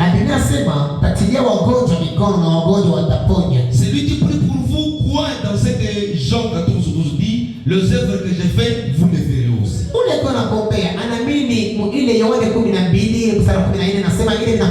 êtes malade, on vous impose les mains, on chasse les démons de la maladie. La guérison ne s'opère pas immédiatement. Peut-être que vous pouvez ressentir plus de douleur. Vous pouvez rester pendant un temps, vous ne voyez pas un changement. Mais il y a moins quelque chose en vous vous dit, on a déjà prié pour moi, je crois que je suis guéri.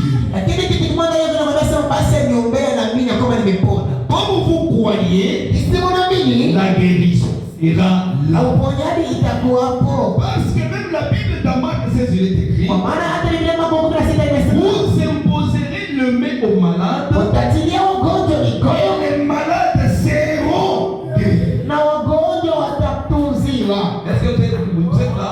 Eti mko pale, Est-ce que vous comprenez? eti mnaelewa? C'est que la guérison, Maana uponyaji c'est dans le temps. ni wakati. Et le reste est dure aussi longtemps que la foi dure et reste. Inabaki inakawia vile imani na wewe Mais unakawia inabaki. un miracle, Lakini muujiza cela ne dépend même pas des prédicateurs ou de celui qui partage avec vous la peine ou de vous-même. C'est quelque chose que Dieu produit instantanément. ile haiambatani na mwenye kuna upili ama hata mwenye kuna gawanyana na matisa ile ni Mungu kunaifanya kugongo wake. On prie pour vous, Wanakombea vous avez une boîte, uko na kipoteki et vile puis vous voyez tout simplement la chose disparaître de kuna kitu kinapotea mara moja. Qu'est-ce?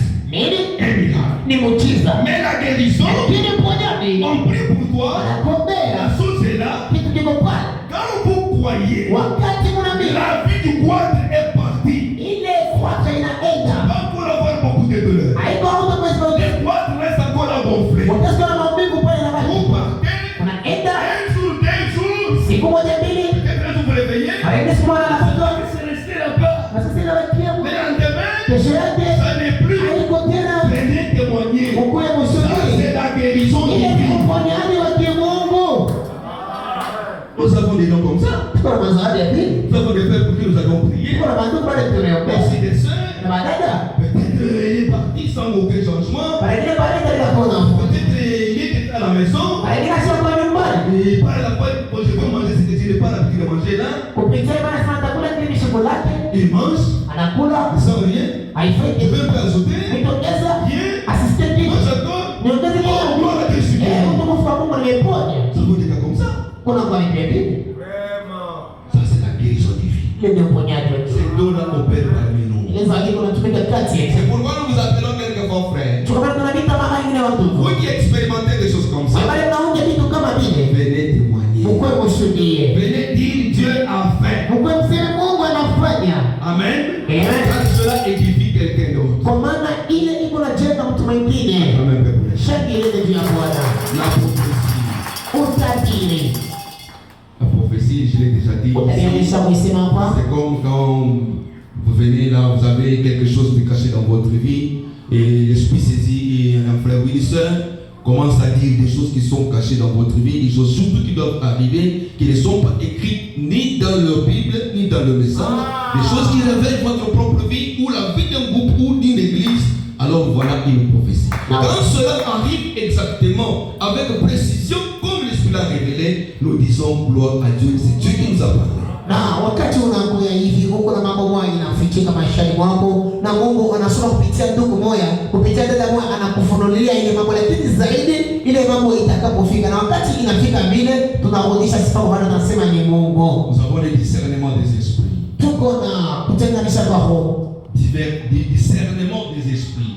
kufafanusha kwa roho, kama roho. Et nous avons aussi diversité des langues. Tuko tena na lugha mbalimbali Et l'interprétation des langues. na utafsiri wa malugha. Est-ce que quelqu'un peut dire amen? Eti mtaweza kusema amina?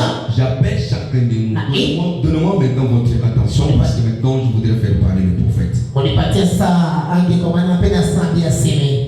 Tous ces petits dons, Ile mazawadi ya kidogo nous les appelons des dons. tunaita mazawadi. C'est une chose qui ne vous appartient pas. Ni kitu kile akina kyako. Mais c'est quelque chose que Dieu a placé en toi avant la fondation du monde. Kile ni kitu Mungu anatia ndani yako kabla msingi wa dunia. Pour que ça puisse aider la communauté, un frère ou une soeur. Ili izidi kusaidia mkutano, ndugu ama dada. Vous n'êtes qu'un vase. Wewe uko tu kiombo. Vous n'êtes qu'un moyen par lequel Dieu peut manifester ce qu'il veut manifester. Wako tu barabara ile Mungu anapenda kuonesha, ile anapenda kuonesha. C'est pas la chose qui vous appartient. Haiko kitu kinakia kyako. Mais c'est la chose qui a son donateur. Kile ni kitu kiko naona na kileta. Et qu'il s'agisse des dons de Dieu. Na inakuwa ni zawadi ya Mungu. C'est Dieu qui en est le donateur, mon propriétaire. Ndio mpadi ama mwenye ile kitu.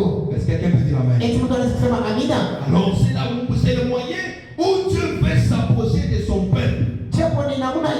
anasogea karibu na taifa yake. Comme je suis là ce matin, Yesu nakwamba ya asubuhi. Dieu vous parle. Mungu anasikilizana na moyo. Par qui? Kupitia Par les prédicateurs. kupitia mahubiri. Et même s'il y a quelque chose de caché dans ma vie, Vile vile kama kuna kitu kinamficha maisha yangu. comme ce n'est pas les dons de prophétie, Sina zawadi ya kutafsiri. Dieu peut passer par celui qui a ces dons-là pour révéler ce qui est caché à mon prédicateur. Mungu atezi kufunula ile kwa wale mwenye anakuwa mnatabiri kwa pia mhubiri.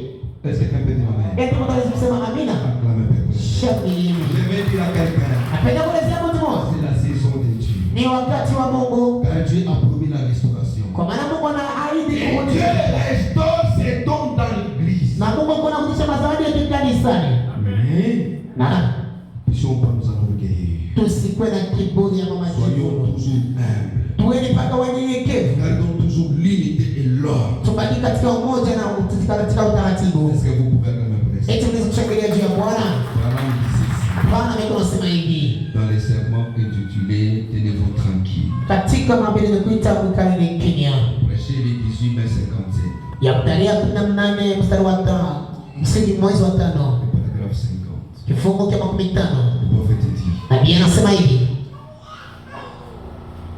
Pourquoi ont-ils donc voulu être appelés missionnaires? Kwa nini balipenda kuitwa kama Je ne sais pas.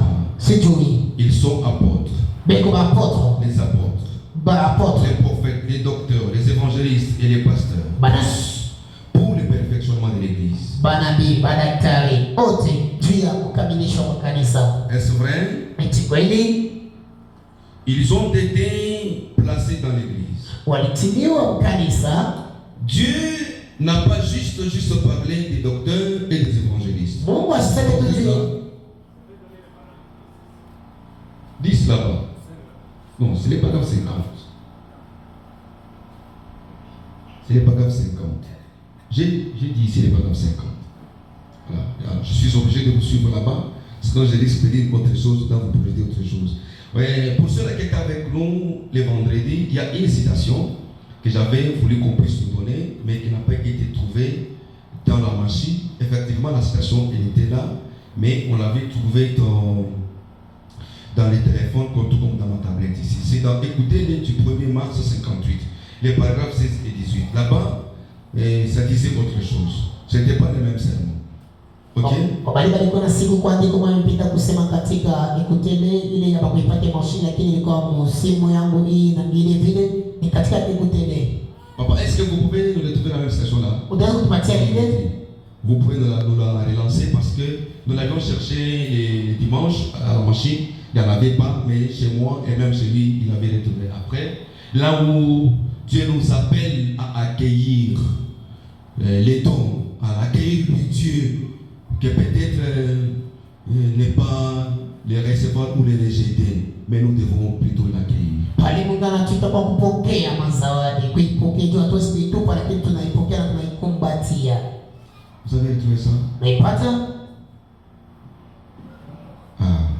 Et là, le prophète donne, il parle des politiciens qui reçoivent de leur président ce qu'ils font. Mais par contre, les croyants rejettent Dieu, rejettent le Saint-Esprit, ne veulent même pas l'écouter. Na Biblia inasemezea kuhusu watu wa kisiasa wanapokea rais, lakini waaminifu hawapendi kupokea Mungu. C'est le sermon que nous avions donné le vendredi pour ceux qui étaient avec nous, mais la citation n'a pas été retrouvée dans la machine, on l'a trouvée plus tard. Ile mahubiri tulileta ile siku, lakini hapakupate paragraph na ndio yenye inakuwa pale. Ils ont vraiment dressé leur barrière dénominationnelle. Banatia mageti yao ya kizehebu. Si les pentecôtistes ont quelque chose à faire avec cela, Kama wakipenda wanakuwa na mambo ya kufanya na ile, nous les baptistes n'aurons rien à faire avec. si mabatisa toka na mambo ya kufanya nazo. Et si les méthodistes reçoivent cela, Na kama wametodisha wanaipokea ile, quelle grâce. ni kitu gani cha ole? Qui est les méthodistes? Sasa mwenye metodist ni Qui nani? est les baptistes? Mwenye baptist ni nani? Ou qui est pentecôtiste? Au pentecost ni nani? Nous ne sommes pas tous juste une portion de terre d'un mètre 80.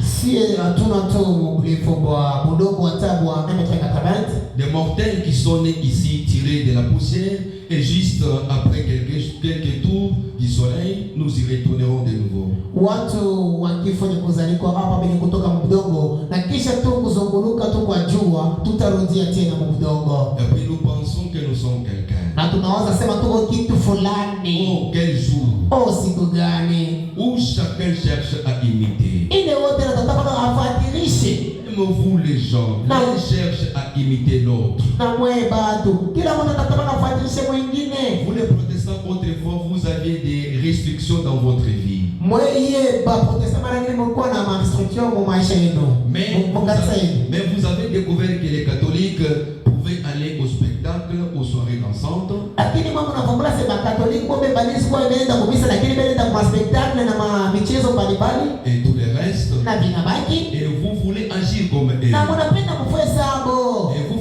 des cotistes et les femmes de la sainteté. Na mwe banamuke bakimpenda na banamuke batakatifu. Qui autrefois vous vous habillez et agissez correctement. Mara nyingine mwanza kufuala na kutenda sawa. Vous avez découvert que les baptistes commençaient à s'habiller comme le monde. Mnavumbula sema mabatizo banaanza kufuala sawa watu wa Et dunia. vous agissez comme eux. Na mnaanza kufanya mambo Vous sabo. savez que c'est la vérité. Unajua sema ni ukweli. Vous avez un esprit tellement dénominationnel, Uko na roho ya kizeepo, un esprit tellement mondain, roho ya kidunia. au point où l'église n'est rien qu'une loge. Inafika tu wakati sana kanisa iko tena na kanisa bado ni kitu kimoja ovyo. Voyez cette imitation qui vient dans le monde des pentecôtistes et des dénominations. Unaona ile mafuatisho yanatoka mwingine madhehebu. Maintenant, regardez, ils avaient mis des barrières entre eux au point qu'ils ne pouvaient pas se fréquenter. Sasa mwangalie mageti balitia milango ndio basinde kutembelea. Quand les appels à tirer l'exemple des hommes politiques qui, quand le président venait, ils pouvaient tous se rassembler, joncher les rues, étaler des pagnes, et puis ils étaient prêts pour prendre même leurs moyens pour soutenir la campagne de celui qui allait être leur futur président. Nabii eko na baita kuhusu kwa mangalia watu wa kisiasa vile wanafanya kama rais wao eko na kuya. Bila tengeneza barabara banatanjika na bikwebe, balikuwa tena mtana kusema bana contribuer juu ya kampanya ule atakuwa president wao. Et si le président des États-Unis venait à Chattanooga, Na kama rais wa États-Unis anakuja kushakanoga, les politiciens auraient plus de respect pour le président que les chrétiens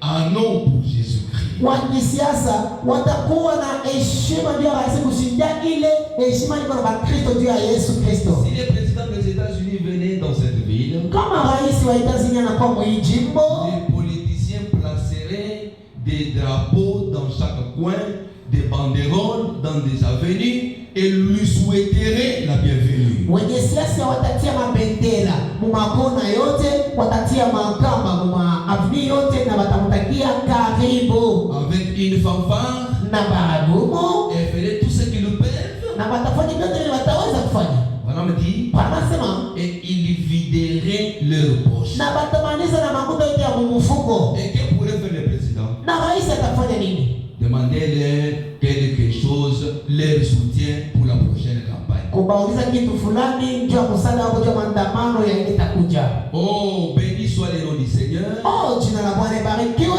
Christ peut venir dans la ville, vous apporter le salut et la guérison divine. Kristo Yesu kwa mumuji mwana binaitia wokovu na kunyanjwa kimungu. Et vous les repoussez dans un coin quelque part. Na munaituma mkono mafasi fulani. Que penserez-vous que le Saint-Esprit penserait quand il doit apporter cela devant le Père? Mwana mnawaza nini? Pale Roho Mtakatifu itaenda kupeleka ile mbele ya Baba. Alors que la prière de Jésus-Christ était que vous soyez un. Lakini maombi ya Baba Yesu ya Bwana Yesu kwa mkwepo kimoja. Cependant, vous êtes maintenant 669.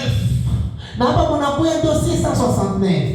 Différentes dénominations. Madhehebu ya kuachana. Combien le Saint-Esprit rougirait Namna gani Roho Mtakatifu itaunguruma dans la présence du Père? uwepo ya Baba?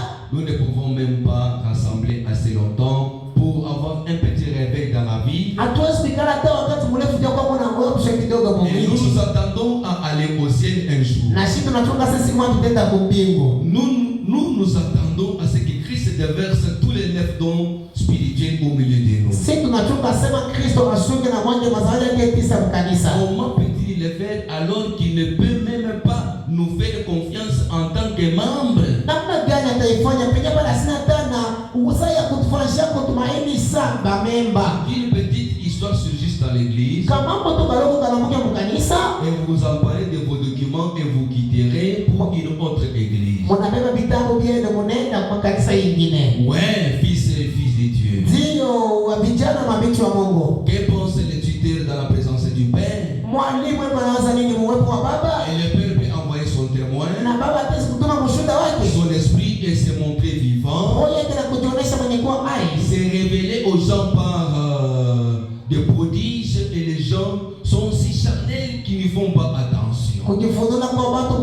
kusikiliza na batu beko bakimwili abakebe ange. Dans quel état se trouve l'église? Kanisa inakosa mukipindi gani? Elle est charnelle. Inakuwa ya kimwili. Et le Père nous manifeste sa bonté. Na baba kunatonesha urema wake. Mais nous la rejetons continuellement. Lakini si kila siku tupa anaitupa. C'est ce que Dieu nous avait appelé le vendredi pour que nous puissions le recevoir, comme le font les politiciens qui peut-être le rejeter le Saint-Esprit ou rejeter ce que Dieu nous propose, nous appelant à recevoir ces portions.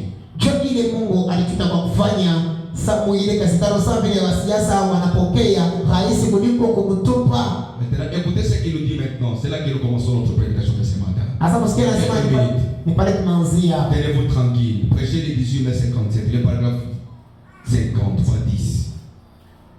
C'est le paragraphe 50. 51. Voilà. D'accord. Il dit, anasema pourquoi ont-ils donc voulu être appelés missionnaires? Kwa nini balipenda baba eti baasiri? Je ne sais pas. Sijui. Ils sont apôtres. Beko mitume. Les apôtres, mitume, les prophètes, manabii, les docteurs, madaktari, les évangélistes, wainjilisti, et les pasteurs, na wapastori, tous pour le perfectionnement de l'église. Est-ce vrai? wote ndio kukamilisha kanisa. Ni kweli? Ils ont été placés dans l'église. Balitiliwa mkanisa. J'ai un problème de vision. Si vous ne défilez pas convenablement, ça va nous déranger un peu. Dieu, il dit, Dieu n'a pas juste parlé des docteurs et des évangélistes. Mungu asema mpaka jua madaktari na maevangeliste. Il a aussi parlé des apôtres et des prophètes, tout le reste. Anasema tena juu ya mitume na manabii na vinabaki. Écoutez ce qu'il dit. Sikia kinasema. Ainsi, dans chaque corps local, na ili mkila mwili pa nafasi, il y a 9 dons spirituels qui doivent opérer par des juges et autres. Kuko mazawadi 9 ya kiroho inapaswa kutumika kupitia maamuzi na wengine. Amen. Amen. Dans chaque église locale, kanisa pa nafasi, Madame dit, panasema il y a 9 dons spirituels qui doivent opérer par des juges et autres. Kuna mazawadi 9 ya kiroho inapaswa kutumika kupitia maamuzi na wengine. Les 9 dons. Mazawadi ya kiroho. Parmi les 9 dons là, Wile mazawadi 9, il y a les dons des juges. kuko zawadi ya maamuzi. Est-ce que vous pouvez les trouver? Eti mnaweza kuipata? C'est ce qu'on appelle les dons de la sagesse et les dons de connaissance. Ningine banaita zawadi ya hekima na Ce sont mtambua. ceux-là qui jugent. Njoo pale beko na amua. Est-ce que vous êtes là? Eti mko pale? Acclamez un peu pour le Seigneur. Shangilia juu ya Bwana. J'ai beaucoup aimé la manière de parler du prophète. Napenda namna ile na pia kumsema. Il dit bien, il y a 9 dons qui doivent opérer. Anasema kwa mazawadi 9 ya kiroho inapaswa kutumika. C'est que vous ne pouvez pas seulement avoir les 5 ministères sans griller les autres dons qui opèrent. Make, amwezi kupaka na ima huduma 5 bila kuwa na ima zawadi nyingine kunatumika. Amen. Amen. Madame dit, cela doit absolument Anasema ile inapaswa hakika les parler en langue. kusema kwa lugha. L'interprétation des langues. Kutafsiri kwa lugha. Non pas un tas de feux de brousse. Haikutupaka moto moya pori. Non pas un tas de feux de brousse. Haina paka tu moto sa ya pori. Pas de maïs sauté.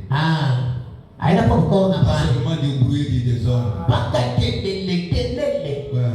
Quand Georges est au tam-tam là-bas, Dominique au piano, et Crispin avec les solos, alors les bassistes là-bas, vous commencez à sauter, vous nous cassez les chaises, vous nous dites que c'est bon, mais après tout, c'est le feu de la brousse.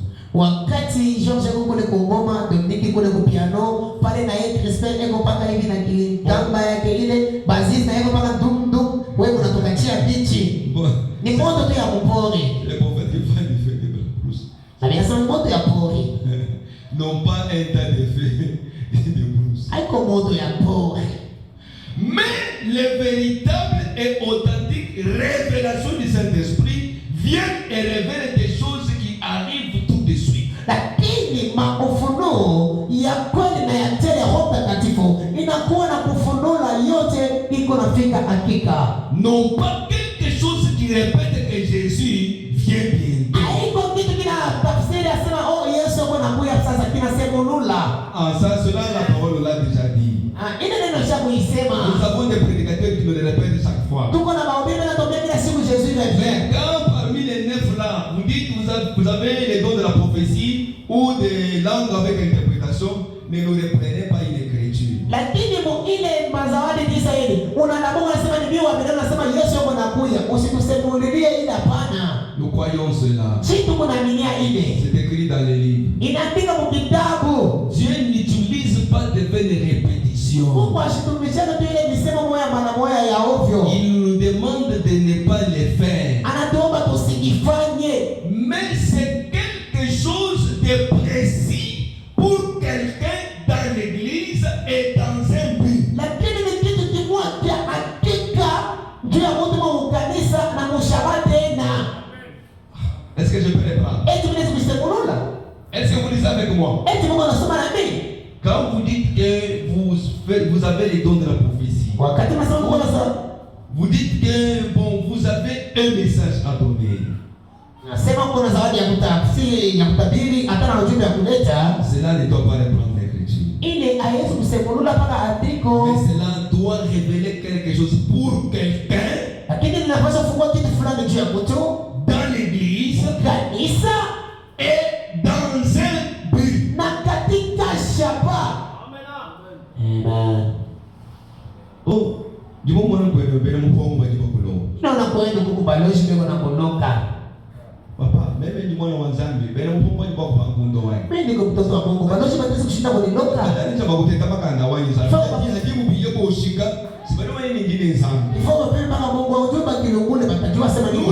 nous les croyants, nous sommes au front tous les jours ici. Satan, le diable nous combat tous les jours ici. Oh, vous dites invite. Ah, vous n'avez pas de monde qui Padanya pia unaona anapumzika. Naweza badili milioni majibu hilo vipi? Hata bado hata upa na vita. Ndio mwana vita, ndio mwana vita ka. Mimi na vita. Mema ni maana hadi hapo bebe kujimu vita. Mimi niko msafiri hapa kwa dunia na padunia niko mvita. Sasa hata bula bumuja bula beo ni moya kujimu vita. Vile kuna ishi padunia. Kulisha matugonzo. Pinde uwe jabu ni wewe kulisha kali mwanza ndo ngambira. Udu ngambira bwalu usukuru kabusomba. Sasa ndi jabu jijilo molola chintu kampani chintu achitekekele mwaba kankenga kuchibira kuli muntu kansanga muntu oyo kumanya ani chintu achi chijinungu ngati musomba umuntu ndo abana mvita nijabu matukonzwa mwana chocha chichiba mchibaji mwabao mumusindwa muvabangambira mwawo singali ni victoire pale tunge ngini mwawo chingani kila siku kupadunia kali uri ni vita vita tunai matukonzwa. C'est vrai. Est-ce que vous êtes là? Et tu comprends? Allez, montez un peu là. C'est très important. Pendant mbele kadoko kule yule ya maana sana. Panama dit. Panama n'accepte pas l'écriture. Asuse kule andiko. Il dit c'est que bon, il n'a pas besoin de nous répéter l'écriture. C'est une révélation. Hakuna mtu kutusemulia tena ile ufunuo. Et il nous demande même de ne pas le faire. Anasema tusifanye. Mais quand il nous parle, il nous révèle quelque chose. Mais c'est quelque chose de précis pour quelqu'un dans l'église et dans un but. Anasema ni kitu kimoja hakikisho juu ya mtu fulani ndani ya kanisa na tena ni katika shamba. Amen. L'esprit commence à m'agiter. Roho inaanza kutimiza. Quelque chose me dit, me révèle quelque chose. Kitu fulani kinafungulia kitu fulani. Je prie avec l'esprit, je prie avec intelligence. Naomba na roho, naomba na akili. Est-ce que vous êtes là? Est-ce que vous comprenez? Est-ce moi? Est-ce Dieu? Ou est-ce Dieu? Est-ce Mungu? Et quand la chose est dite, na wakati kitu kinasemewa, Dieu ne peut pas se tromper. Mungu asiwezi kujilongofia. Dieu dit toujours la vérité. Mungu anasemaka mpaka ukweli. Amen. Amen. Amen. Amen. Papa, j'ai déjà vu Dieu agir quelque part. Baba shako na Mungu anatenda mahali fulani. C'est pourquoi quelquefois on nous prend un peu pour des sceptiques. Mais on a déjà vu Dieu agir. Et là, vous êtes convaincu que c'est Dieu, ce n'est pas un homme. Joko mahala wale wanasema si tuko bado kuamini. Lakini kama Mungu anahakikisha utasema pale ana mtu ni Mungu. On a déjà vu quelqu'un tomber dans le monde des mystiques. Tushakuwa na mtu mwenye kuanguka mlimwengu mmoja ya kushangaza. D'aller dans le monde des mystiques où il est monté. Anaenda anapanda. Puis l'homme se voit sur le chemin de non-retour. Kisha mtu anajiona njia ya kutokurudi nyuma. Et là, il fallait sa mort. Na pale ilipaswa nufu yake. Commencer à se dire, mais en tout cas ici, pas moyen de rentrer, je dois aller de l'avant. Anza kusema hapa hakuna namna ya kurudia, napaswa kwenda mbele. Mais Dieu dans sa grâce a ses voies. Lakini Mungu mnema yake L'homme est tombé. Il était un fils de Dieu, déchu, tombé.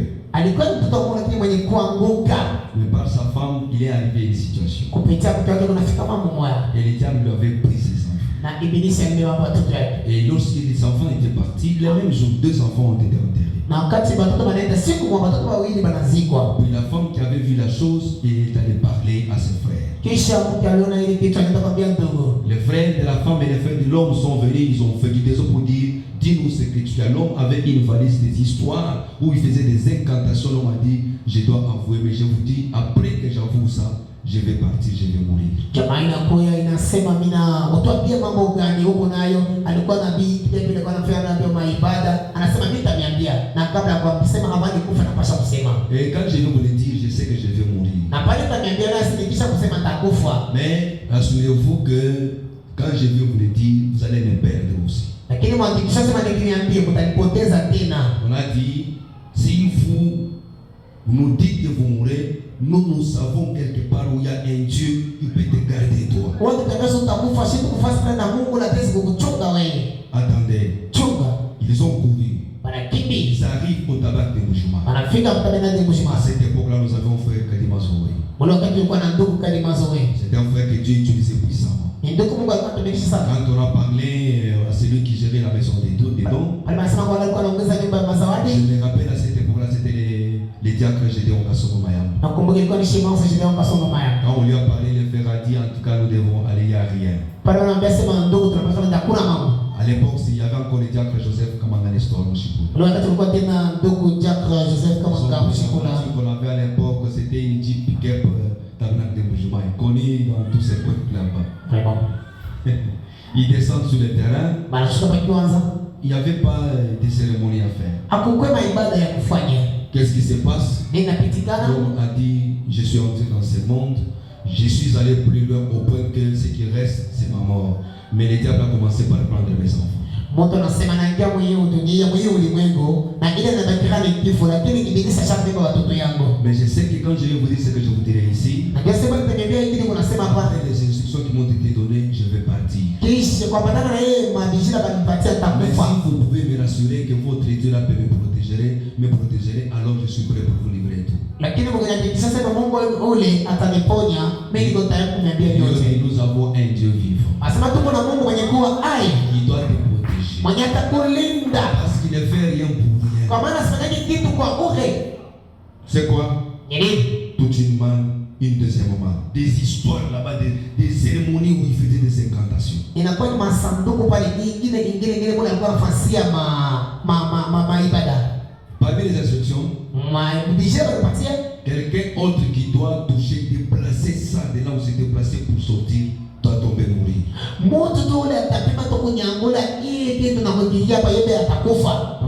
Papa, il y a une puissance dans ce nom de Jésus. Ils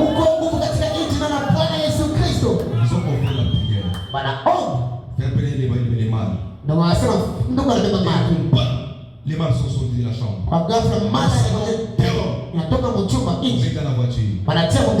On n'arrivera pas, la voiture va prendre de la fumée, ça va s'éclater, on arrive à l'église. Donnez les clés. L'homme était tremblant comme ça. Tout ça c'est ma mort. Ouvrez les mains. On ouvre là-bas, on trouve des livres, des histoires, on met là-bas. C'est du pétrole. Ça ne prendra pas du fer, on met du pétrole, on allume une seule petite allumette.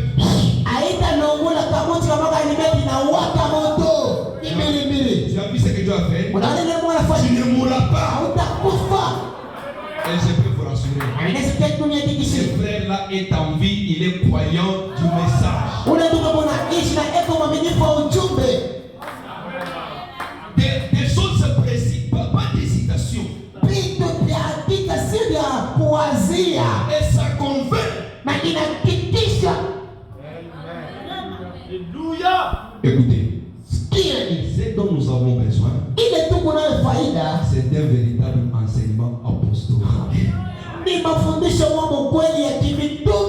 Nous avons besoin d'être enseignés sur ces choses. Nous aimons un Dieu qui agit comme ça. Alléluia. Est-ce qu'on peut avancer? Dans les sermons intitulés Il n'en était pas ainsi au commencement. Dans 20 minutes, dans 13 minutes, j'arrête. Nous sommes au paragraphe 77. Non, le paragraphe 10. Le paragraphe 10. Qu'est-ce que les prophètes disent? Ici, je suis en train de parler sur les 9 dons. Parce que ce sont des petits diamants. Ce sont des petits diamants qui vont quitter les grands diamants.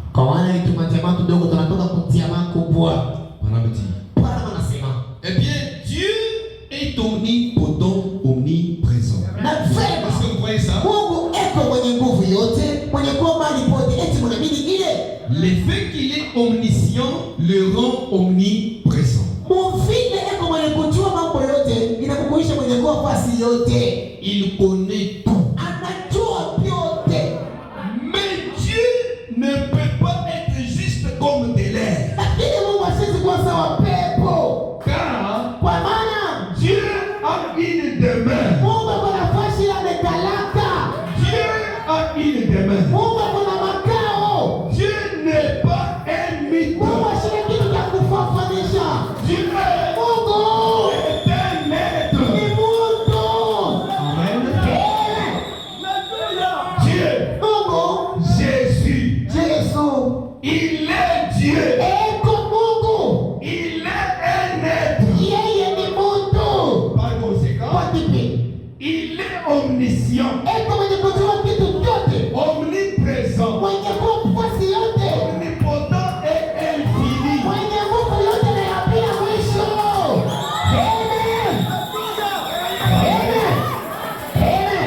Amen. C'est ce que nous croyons. C'est vrai. Dieu en tant qu'être, il est omnipotent et omniscient. Comme maintenant là quand on est, comme nous sommes ici, il est là. Il est là dans son être, dans son omnipotence et dans son omniscience, et dans son omniprésence. Eh bien, être infini, cela vient du mot infini. Il veut dire pas d'infini. Il est éternel,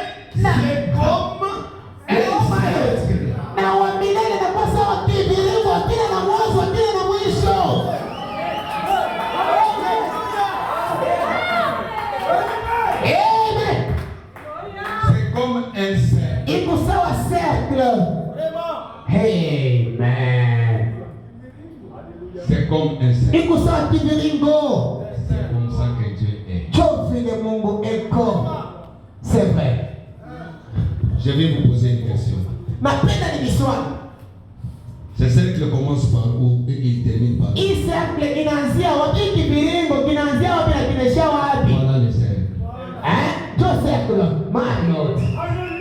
Ce cercle commence où il termine où? Il peut me dire par où commence et termine ce cercle? C'est comme ça que Dieu. Il est illimité. Il n'a ni commencement.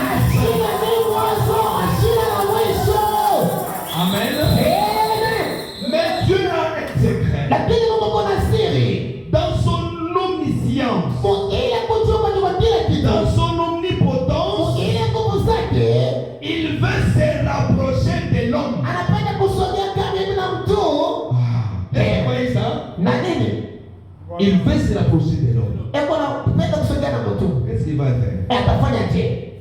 Amen. Amen. Le prophète dit, Maana tunasema il est éternel. wa milele eko wa milele. Éternel, c'est comme un cercle. Wa milele iko sawa vile kiviringo. Cela contourne. Ile iko nazunguluka. Inazunguluka. Vous essayez de trouver où cela a commencé, Na unapima kujua sema inaanzia où wapi cela termine. au inaishia wapi. Il n'y a ni commencement ni fin à cela. Hakuna ni mwanzo ni mwisho kwa ile. Alléluia. Dieu est comme un grand diamant placé comme ceci. Amen. Dieu est comme un grand diamant placé comme ce cercle que vous savez. Et les dons de l'esprit sont les reflets de ces diamants.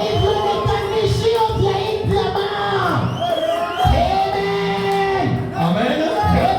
Un diamant placé quelque part, ça doit donner des rayons. inapaswa kuleta maanga, Les diamants doivent briller. inapaswa kuangala Et les dons dans l'église, na zawadi ce sont kanisani. ces dons qui brillent, qui font Ile briller mazuri Dieu. ndio kunakaa inameremeta, Manifeste prouve que Dieu est là. inajulisha kwamba Mungu yuko hapo. Et ça fait de là. Ati Mungu pale, Oui, dans sa forme illimitée. ile ile Mungu yake bila mwisho, Son omniscience et son omnipotence. ile kujua kwake na nguvu yake Il est quelque part sans début, sans fin. iko mali kwanza wasipo mwisho. Mais quand il veut se refléter, Lakini pale anapenda quand kujionekanisha, il veut se faire voir, wakati anapenda kujitambulisha, il se manifeste au travers des dons. anajionyesha kupitia zawadi. C'est pourquoi je les désire Kwa tellement. maana naitamani zaidi. C'est pourquoi je les veux Kwa tellement. maana naitamani hakika. Quand je veux voir l'Esprit de Dieu descendre, Wakati Yesu na Roho Mungu et inashuka c'est une seule. na inashinda ndani ya moyo. Et l'Esprit commence à nous révéler des choses qui doivent arriver dans ma Na vie. wana kufungulia mambo yanapaswa fika. Regardez ma petite fille, Ya kwamba ndio kwa maana et que les choses arrivent na exactement. vitu vinafika hakika. Je dirais gloire au Seigneur. Nasema utukufu kwa Bwana. Et je dirais, Na nitasema Dieu m'a parlé. Mungu anasemezana na mimi. Amen. Sema. Le prophète dit, Na pia nasema les dons de l'Esprit sont les reflets de ces diamants. mazawadi ya kiroho kuwa ni kionekanisho makumeremeta kwa hii diamant. Il reflète les rayons de la lumière issue de ces grands diamants. Iko naonesha cho kumeremeta kwa hii diamant kubwa. C'est comme les 9 dons spirituels dans l'église. Iko sama zawadi 9 ya kiroho kanisani. Ils sont comme les 9 rayons que le Saint-Esprit reflète dans l'église. Iko sama anga 9 ya Roho Mtakatifu ile Roho Mtakatifu anaonyesha mkanisa. Et la lumière dans laquelle marcher, Ni nuru gani ya kutembelelea hapo? celle issue du grand diamant Dieu. Hii njia ya diamant mkubwa yenye kuwa Mungu. Amen. Les amis, Hey marafiki, Dieu est tellement grand. Mungu kwa mkubwa. Au point que nous voulons même avoir même ces rayons lumineux parmi Ya nous. kusema tunapenda kupata na ile maanga ya kumeremeta kati yetu. Amen. Amen. Et quand nous avons ça, Na wakati on tunayo va nous faire marcher d'une certaine manière étroite avec Dieu. itatutembesha mwanamwana maya kunyoloka na Mungu. Pourquoi nous allons les rejeter? Lakini kwa nini tunaitupa? Nous les aimons tellement. Tunaipenda Nous zaidi. les désirons ardemment. Tunaitamani roho na waka moto. Et moi je crois de tout cœur Mimi ninaamini na moyo wangu wote. que ces rayons lumineux de Dieu doivent se refléter ici. Ni maana ya nuru ya Mungu inapaswa kujionekanisha kati yetu. Il y a des petits vases. Kuko mavyombo kidogo. Il y a des petits récipients Kuko mavyombo kidogo. qui doivent recevoir les rayons du grand diamant. Inapaswa kupokea anga ya diamant kubwa. Est-ce que quelqu'un peut dire amen? Eti mnaweza kusema amina. Papa, Baba, c'est fini? kunesha. Il y a quelque chose qui attire encore mon attention là-bas. Kuko kitu fulani pale. Il y a quelque chose là-bas. Kitu fulani kiko pale. C'est fini. Non, il est monté un peu. Il dit, Anasema, là il parle du Saint-Esprit. Oui. Il est monté. Non, non. Là-bas, il est monté un peu. Le Saint-Esprit, il remonte encore. Non. Pas là-bas. Faites descendre, vous faites descendre, vous voulez. Alors, Ils sont comme, allez-y, iko sawa voilà, les dons là. ile maana Ils sont comme les 9 rayons. iko sawa anga 9. Vous comprenez maintenant? Branham appelle les dons là, il dit ils sont comme les 9 rayons Wanasema que le Saint-Esprit reflète dans l'église. ile Roho Mtakatifu iko naonyesha mkanisa. Et il s'étonne pour dire quelle lumière est dans laquelle Sema ni nuru gani ile inafasha kutembelea yamo ya ije makubwa. c'est que si nous marchons dans cette lumière là, Je t'entendais mwele nuru. papa, Ba, il y a certaines choses qui arrivent dans nos églises kuko bitu bimetembea mkanisa. que les pasteurs peuvent venir prêcher sur la repentance, sur la confession. Bile pastor atesko anahubiri patoba na pakukiri.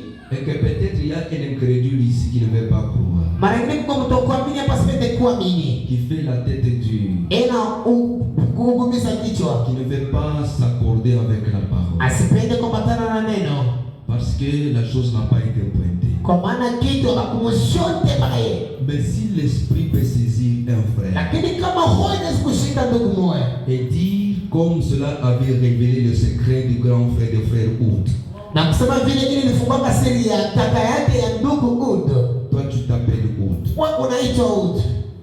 Hier soir, Jana jioni tu étais dans un hôtel ulikuwa mhoteli fulani avec une femme qui n'était pas ta femme. na mke wako sikuwa mke wako. Et le mari de cette femme est entré pour te faire sauter les cervelles. Na bwana ule mke akaingia kupita. Mais de justesse, tu es sorti par la fenêtre. Lakini ndo ambacho unarudia pa dirisha. Tu n'étais pas sorti par là, il allait te tuer. Kama kutokea pale alipaswa kukua. L'homme a sauté, Mtu analuka. il a dit, Anasema ça ce n'est pas un homme, yeye ana mais mondo. ça c'est Dieu qui m'a parlé. Ni Mungu ndo anasemezana na mimi. Je crois que la personne va tomber sous les coups de la réponse. Lakini kama mtu atanguka mtoba. Et nous avons besoin de choses comme Na ça. tukufanya na vitu sawa vile. Il y a des hommes et des femmes qui cassent leur bassesse et leur péché, crédulité ici. Kuko wake na wanafunjika mambo yao ya chini chini ile Mais Mungu si somo. nous avons un moyen secondaire, Lakini kama tuko na namna ya pili ya kutenda. Dieu révèle les choses qui sont cachées dans Na la Mungu vie. anafungua vitu vinaficha maishani mwako. Et les choses qui étaient arrivées jadis dans la vie d'Anania et Na Saphira, vitu vilifika zamani kwa maisha ya Anania na Safira. peut-être tu rejettes par incrédulité, tu refuses de croire, tu tombes, tu meurs, nous t'enterrons. Je crois que les autres auront une leçon. Mara nyingine tunahubiriwa katana, lakini Mungu anasaidia unaanguka na kufa, wengine watapatia hapo na mafundisho. C'est vrai. Ces dons sont des reflets, les 9 rayons du grand diamant. Hii mazao yanakuwa ni maanga, vitambulisho vya diamond kubwa. Je voudrais me rassurer ici. Est-ce qu'il y a quelqu'un qui n'aime pas les diamants? Napenda kusema eti kuna mtu asipende diamond. Je voudrais dire à quelqu'un, peut-être à choper quelqu'un d'autre aussi. Napenda kukwaza tena mtu mwingine hapa. Vous savez, mes amis, Unajua marafiki, la guerre qui est à l'est là, la guerre qui est à l'est ici, vita inakuwa kule ku est, mashariki. vous ne verrez pas des tracts qui sont en train de sortir comme vous les voyez sortir ici. Amtaona natoka hivi kunatoka papani. À l'est là-bas, Kule est. pas des tracts comme vous les voyez ici. Hakuna tranquille tunaiona. Mais quelqu'un peut vous sortir comme ça avec un petit bruit dans la poche. Lakini mtu anaweza kutoka hivi na kitu kinafumo mfumo.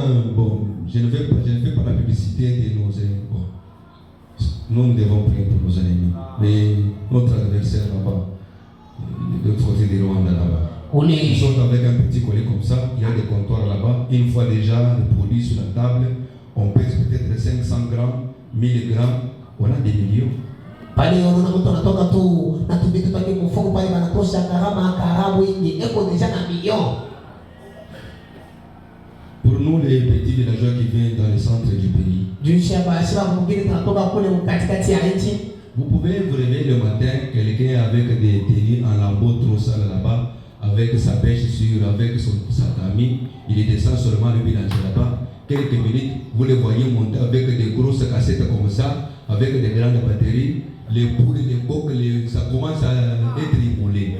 Utesi kwa tasa shimane tunakomea kule unaona mtu anaamka asubuhi eko mchafu kansaka kake kumkono anashuka na kaningio yake kule ku Luminas akipanda utaona anarudia mfuko wenye kujala na telefoni ya 3 na radio kunene hivi na manguko kwa kuinua. Balance pour la bambouche. Kwa Pour nos hommes d'affaires de ce côté-là, Dieu ambaye bafanya biashara baile ngambo. il peut avoir son petit bureau. Atesiko na ofisi kidogo. Vous voyez seulement les gens venir là-bas, trop ça là, ils entrent là-bas. Sio kama pale pale kuchafu mtu mwenyewe. On prend seulement un gravier comme ça, on met sur la table. Panawe ni kwa bandika pa meza na angalia. Chef, Donnez-leur d'abord des motos là-bas. mapache mema pikipiki mbili. Cherchez 2 chambres d'hôtel. Tafuta ngombe mashambre mbili. Et cherchez tout ce qu'ils veulent donner leur. Ile ndio kama nataka mapati. Papa, Ba, combien? ninga. Ok, ça va. Allez-y là-bas. Ndio wende mbele. On va d'abord vous donner moto. Vous voyez les gens enthousiasmés là-bas, commencent à boire, à manger. L'homme sort par la petite porte de derrière. Bihemba, avion Kinshasa. Le soir, il vous revient avec des millions. Donc, de l'argent liquide dans un petit rien qui ne demande pas de trac. Donc anakuya na makuta moja, mkabiti kama alikuwa kaule kama kalombe wa prati hapana. C'est vrai. Bahitana tumwabe wewe mayini. Banapita hapa mpaka huko na testera, huko hata sisi tunapitisha ni kinini. Mais ces diamants-là, Lakini ile diamant, c'est les types du vrai diamant dont nous vous parlons. jo umbo ya hii diamant kwa tunanielezea. Pourquoi les diamants? Kwa nini mwanzo kuna ile maanga ya ile Pourquoi diamant? ne pas aimer ces diamants-là? Kwa nini kutokupenda ile diamant? Et se laisser être reflété par ces grands diamants-là. Na kujaza kufaidika kwa ile anga ya ile diamant Oh, kubwa. mes frères et sœurs, Watu wa dada. je me laisserai être reflété par ces grands diamants. Mimi najaza niangaze kwa ile diamant kubwa. Pourquoi? Kwa maana Je lui ai promis, ninamwahidi tant que je respirerai, pale tanza kupumzika je le servirai. nitakutumikia. Amen. Mais tu as aussi un rôle à jouer. Lakini wako na kazi ya kutumika. Tu as un rôle à jouer. Una kazi ya kutumika. Les petits dons que tu as là, Ile zawadi kidogo kuna. les censés que tu vois là, Ile kwa asilia ile kuna order. ça a l'utilité dans le royaume. Iko na maana mkazi mfalme. Est-ce qu'on peut dire amen? Lakini sasa amina. Et j'arrête. Bon, j'ai demandé le temps est parti. Ninaomba sana aenda. Les frères et sœurs, Watu kwa dada. mettez-vous debout. Tusimameni wima. Nous allons continuer. Mkazi ne. Nous allons prendre le temps que cela nous demandera de prendre. Tutabeba sala ile tatuomba tu bebe. Mais je vais seulement dire, Na mimi nitasema tu. Dieu a promis de restaurer les dons dans l'église. Mungu anaahidi kurudisha mazawadi kanisani. Et dans chaque église locale, nous sommes appelés à en avoir. Na mkanisa itapa nafasi na tunaita kwa Bwana. Vous qui avez le Saint-Esprit, Mwebali kuna Roho Mtakatifu. vous êtes candidat, un soldat de Christ enrôlé. Mko nyemba askari kutoka kumtiga. Vous qui n'avez pas ça, Mwebali namna nayo. vous devez chercher à avoir ce qu'il faut avoir, l'amour, Unapaswa kutafuta ile unapaswa kuwa na upendo. désirer avoir Dieu, découvrir et rêver en vous. Nous voulons un Dieu qui agit de cette manière. Il a promis de restaurer et nous sommes dans l'âge de la restauration. Nous sommes au jour de la restauration et Dieu restaure chacun de nous. Avec la tête inclinée, les yeux fermés, on est levé.